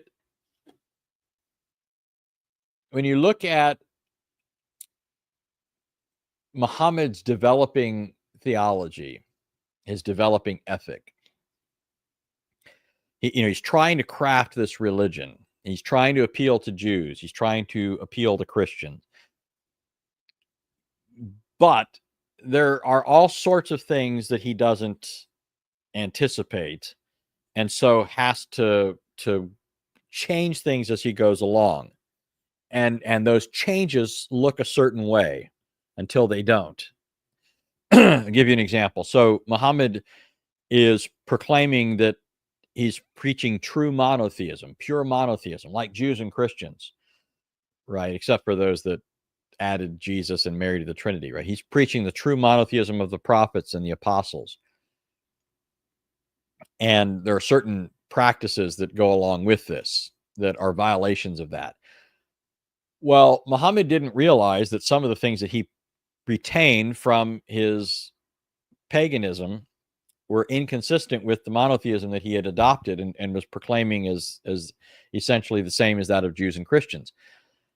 And what would happen is the Jews would constantly catch Muhammad short. They would ridicule him.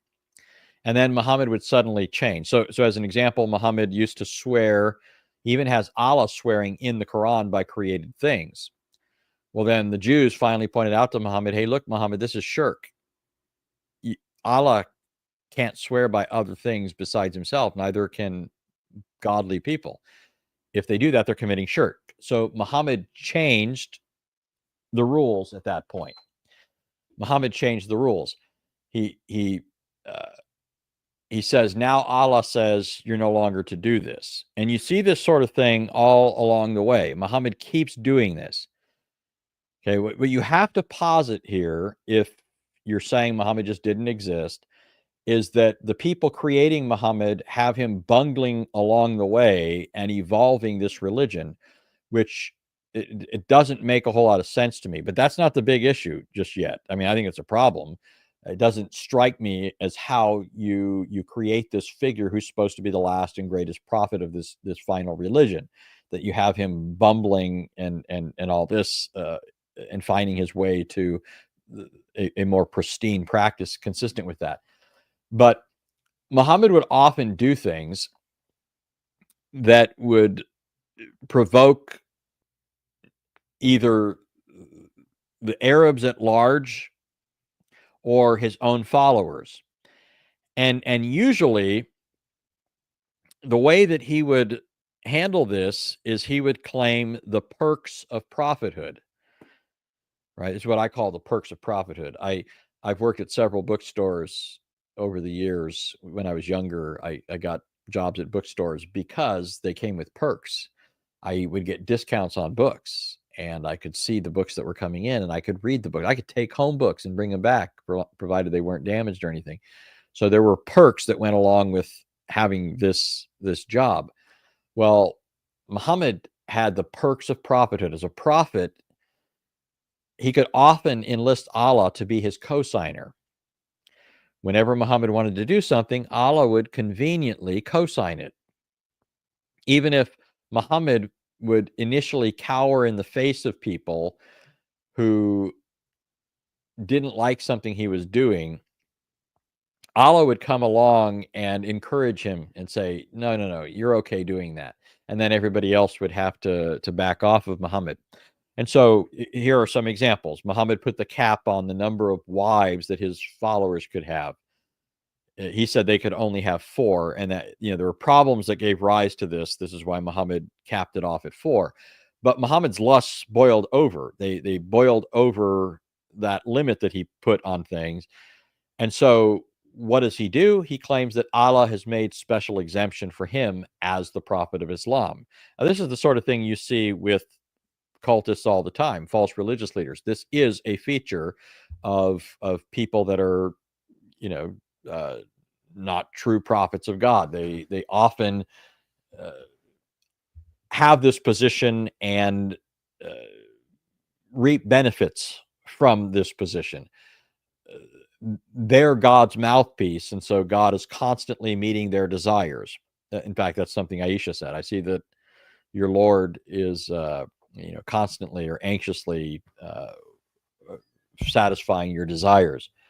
Okay, so this is the pattern. Muhammad wants something that is otherwise forbidden, and he claims Allah gave him a special exemption. Allah gave him a special exemption. Allah gave him a special exemption. Allah gave him a special exemption. That counts. Or that's true when it comes to the number of wives. That's true when he took the wife of his adopted son. That's true in a number of ways. But now here's what's interesting. Okay, here's what's interesting. One day I ran across an apparent problem.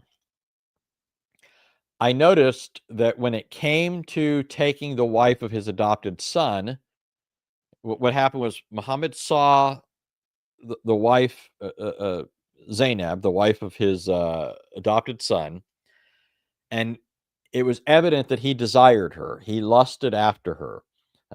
She opens the door, and Muhammad caught a glimpse of her, not fully clad, and he turned around and says, "Praise be to Allah who changes hearts," which was a way of saying he wants her, right? He wants to bed her. He wants to bed her, not better. This becomes known to his adopted son, who promptly divorces her. And then Muhammad marries her with the approval of Allah, of course. But suddenly there's an uproar. There's an uproar over all of this by Muhammad's followers and by his Meccan tribesmen. All sorts of people are in an uproar over this. They say it's not lawful for you to have your son's wife. An adopted son is no different than a son. You cannot have your son's wife. This was against the law of God, the law of the Arabs, and so forth. Now, what you'd expect Muhammad to do in this instance, unless there's something else you can discover, what you'd expect Muhammad to do in this instance is to claim the perks of prophethood. You'd expect Muhammad to say, well, okay, generally speaking, you're not supposed to have your son's wife, but I'm the prophet of Allah. I get this special privilege.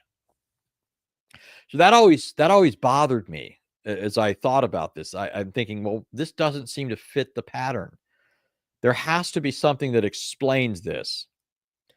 And if there is something that explains this, and you'll see what does, to me, I just can't imagine that the people that are just creating this story out of whole cloth could have possibly put this together like this. It just, I just, one of the things I've always loved, and I've told you guys on the channel before, I've always thought if I wasn't a pastor, the one thing I'd love to do is be a detective. I'd love to go out and try and solve crimes. But and this shows you, this line of thought shows you why I would be interested in that sort of thing. It's just the sort of thing that already kind of occupies my mind. So I was reading a book a long time ago by a Christian scholar named Paul Vitz. It's called The Psychology of Atheism. There's another book similar to it, but what Vitz was doing was he was considering the claim of a lot of anti-theists, a lot of anti-God people, especially prominent atheists. He was looking at them in light of the claim of people like Freud. Freud believes that man invented God as a kind of psychological crutch. There's a more sophisticated way to describe this, but the basic idea is that it meets some psychological need. Vitz was analyzing this, and he's looking at history's prominent atheists, men like Baron de Holbach, David Hume, Bertrand Russell. You go down the line. And he thought, well, how strange. When you look at all of these men, they had something in common. These men all had something in common. They claim that Christians believe in God because of some kind of psychological issue, some kind of psychological defect, daddy issues. But it turns out that every single one of these atheists, these prominent atheists, and it's a long list, had either what he calls the defective father thesis. Either their father abandoned them early in life, or he was an abusive father, or an especially weak and uninvolved father. Okay, to a man. Now, the point isn't that a person who's had a bad background or upbringing can't, by God's marvelous grace, be brought to him. I'm just pointing out that there is this impact on a person's psychology and how they think. It very much is a factor in a person's thinking about God and the world, how their relationship was with their father. It's not a tempest in a teapot. This is a psychological reality. Okay, and if it's the sort of thing that Spencer and Smith can just wave away, then it shows they don't have a lick of sense when it comes to this sort of thing. Okay, they probably wouldn't make good detectives. Now, I say that as, I love Jay, and I don't know Spencer, but I'm just saying that it's just impossible for me to think that you can just wave this sort of thing away. Okay, now watch what happens here. So Vitz is addressing this whole issue of the defective father thesis. It's true of all these prominent atheists. And then he says, well, now somebody might say, well, if this is true, that this kind of problem gives rise to atheism, then how do we account for the fact that people in the past, prior to the advent of atheism as a movement, you may not know, but atheism as a movement is a relatively modern phenomena. You don't really have atheism. You have individuals that might approximate it, but it certainly wasn't a movement in the past. Every nation, every society were all religious and of some sort. They all had some kind of religious outlook on the world. In fact, all the legal systems of the ancient world are based on some conception of God or the gods. It's just, that's just a inescapable feature of the ancient world. Atheism is a modern phenomena. And so he's saying, well, if my thesis is true, how do I account for the fact that people had defective fathers in the past, but weren't on that account atheists? And he says, well, in this case, the way this psychology would have expressed itself is not through atheism, since it wasn't a phenomena then.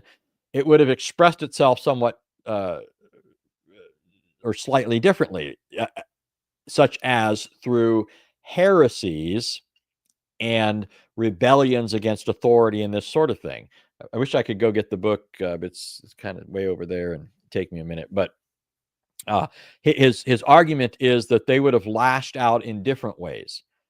They would have attacked the orthodoxy of the religion that they were living under. They would have expressed their antipathy for God as Father in particular. This is one of the things that you would see. So now let's go back to Muhammad. When you look at Muhammad, it's quite obvious that Muhammad had a really messed up life, according to their own sources. Muhammad's father died before he was born. Quite curiously, some sources say 4 years before he was born. Makes it look like his mother was a loose woman. But anyways, his father wasn't around. His father died before he was born. But then his mother died when he was 6. So he went to live with his grandfather. His grandfather died 2 years later. So he was handed off again. So no father, lost his mother, lost his grandfather, and he's handed off to his uncle Abu Talib. But Abu Talib, it wasn't his son, and he wasn't especially affectionate towards Muhammad. This is the context of Muhammad's upbringing. When you look at Muhammad, it's not surprising then that one of the things that he was most opposed to, you can't read the Quran without seeing this, and you have to ask how to account for this. When you read the Quran, what must be in order for what is to be what it is? This is the question that Robert Morey used to ask. Okay, if something's the case, then what would you expect to see? Well, this is exactly what you would expect to see, given Muhammad's background, given his upbringing. Muhammad lashed out especially against the idea of God as Father. Muhammad loathed the idea. He says, if God, the idea that God has a son, the whole of creation, just is about to rent asunder at the very thought of it. It's so frightful, so terrible. Muhammad is constantly lambasting people for thinking God has children and this sort of thing. Muhammad won't even tolerate the notion that Allah has children in even a figurative sense. No sense is there to the idea that Allah is a father or that anyone is his children or are his children. Okay, that's out of mind. It's inconceivable to Muhammad. He considered it the greatest of blasphemies. I mean, what's behind all of this? What's behind? Now, I think ultimately Satan, but Satan is choosing an instrument that serves that end, and he found the right man, right? Well, so you go back to the issue of him taking the wife of his adopted son. I mentioned it's very curious that Muhammad didn't respond to this the way he did in other cases. In other cases, here's how Muhammad responded. When he did something that was otherwise forbidden, he'd say, special perks for me, live with it. But Muhammad didn't do that in this case. He didn't say special perks for me. I can take the wife of my adopted son. He did something else. What did he do? He abolished adoption. He said, Allah hates adoption. He didn't say special perks for me. He says, no more adoption. Don't ever call somebody your father who's not your father. Don't ever call somebody your son who's not your son. Allah abominates adoption. That looks to me like a radical response to this sort of thing, but a perfectly intelligible one once you recognize the psychology involved here. I don't see how people can make up that sort of thing. You've got all these people doing all this stuff. You can't create this kind of a psychological profile so consistently across the sources, which have many hands involved in them. I just don't see how that happens. And there's a bunch of other things that go into this as well. So for me, I think there's a lot of problems with the Islamic sources. I don't think that they're as safe and sound as Muslims think. But I do think that some of the the basic gist that there's this pagan Arab who's from the Quraysh tribe. He's trying to organize people under him by claiming to be the last prophet. He's appealing to Jews and Christians. They don't accept him, so he goes on a temper tantrum and he starts attacking people and quickly takes over much of the Middle East and Christian lands and so forth. But I'm just expressing what seems clear to me from what I know of the Islamic sources, but I'm not significantly familiar with all the stuff that Spencer and Smith are talking about. And I'm very, very tentative. I don't think it's very wise for people to just jump on new crazes. Okay, I'm not saying don't give it a hearing, don't give it a listen, but I don't tend to think that sort of thing's very wise. I think, you really gotta see where this sort of stuff is going to go. You got to give it a little bit of time. You don't just rush headlong into it.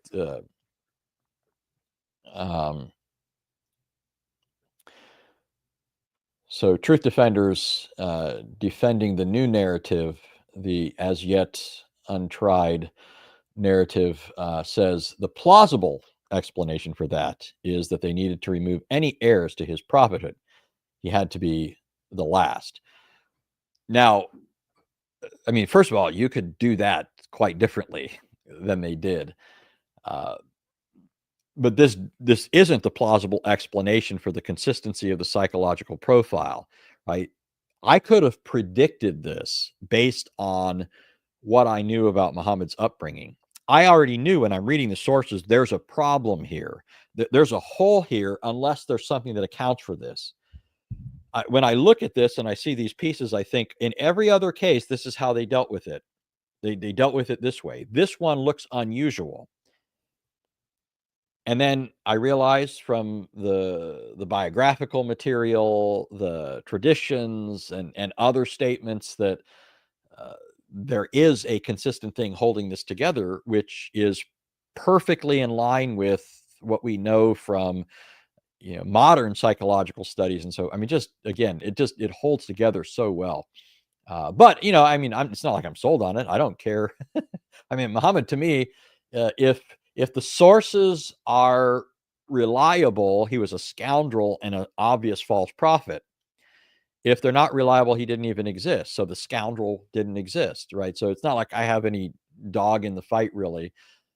When I engage Muslims these days, I'm content to let them assume the basic historicity of the sources because I think these are particularly damning sources. They don't put your prophet forth in a good light.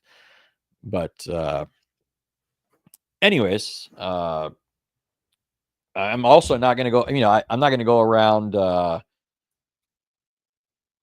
making a big point to argue against the historicity of Muhammad. I think that's something they should be doing. I love that David was making fun of them for not standing up and debating Spencer, right? And of course, Spencer and David are friends, as are Jay and David. They just disagree on this issue. But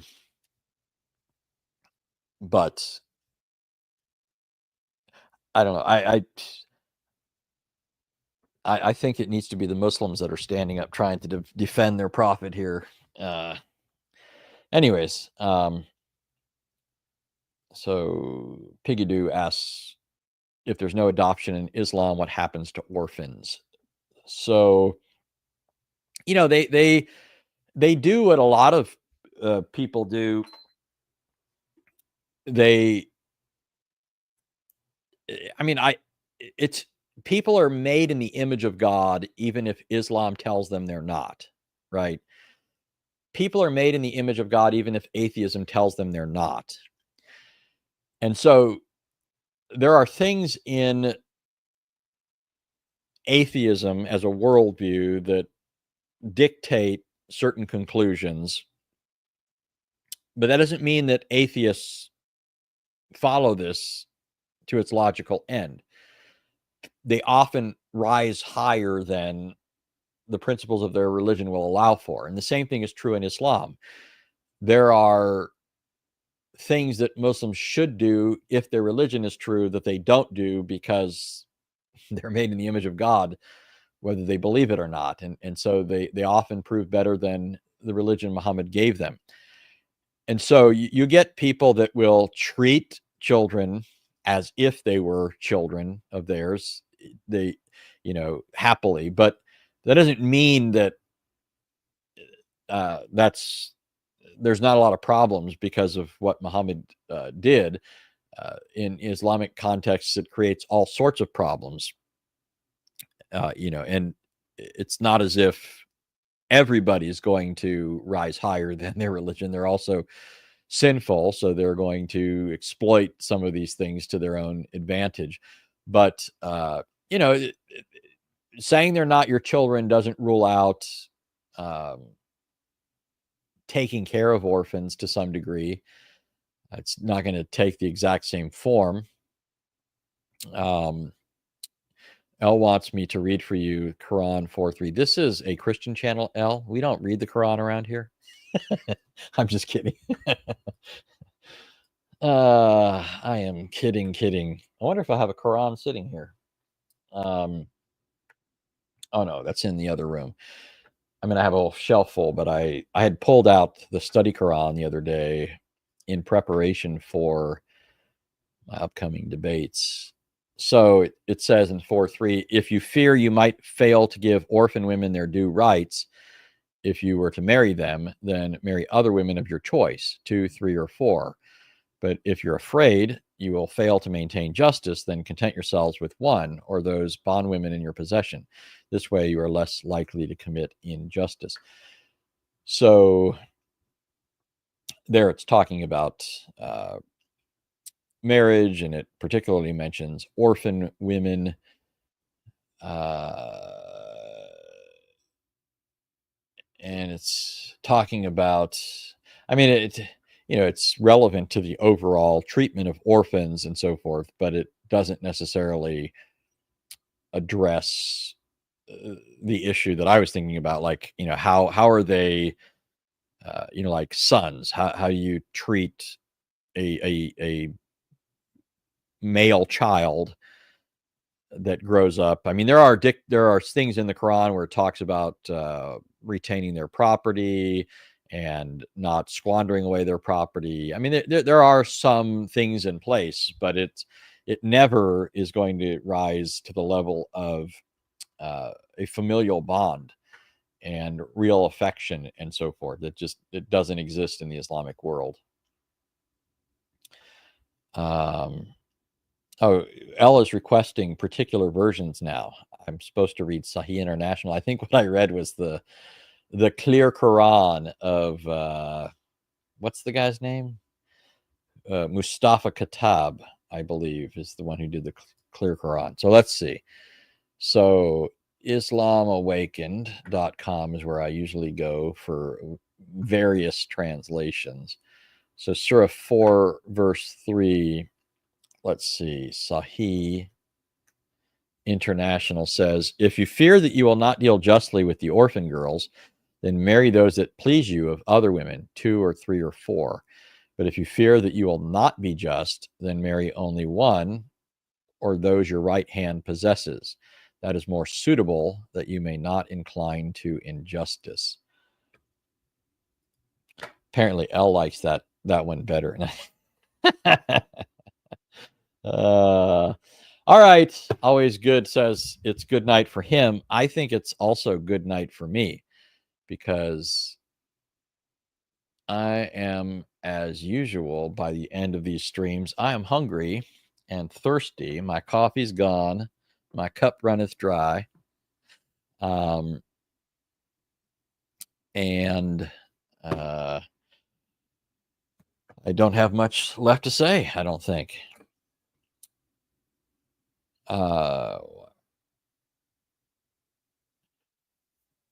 Okay. Okay, you guys are trying to rope me back in with more questions and comments. I am going to resist your attempts and conclude it here. Anyways, folks, thank you for being here. As always, I do pray that it was a blessing. Leave your comments in the comments section, and I'll try to address them. Always good. You can contact me about your ideas for arranging some of my stuff, ordering some of my stuff, and I'll try and get back to you. All right, folks. Thank you. Shalom.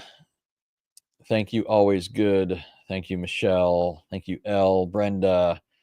Thank you, everyone who's here, and also even Truth Defenders, the defender of Spencer and Smith.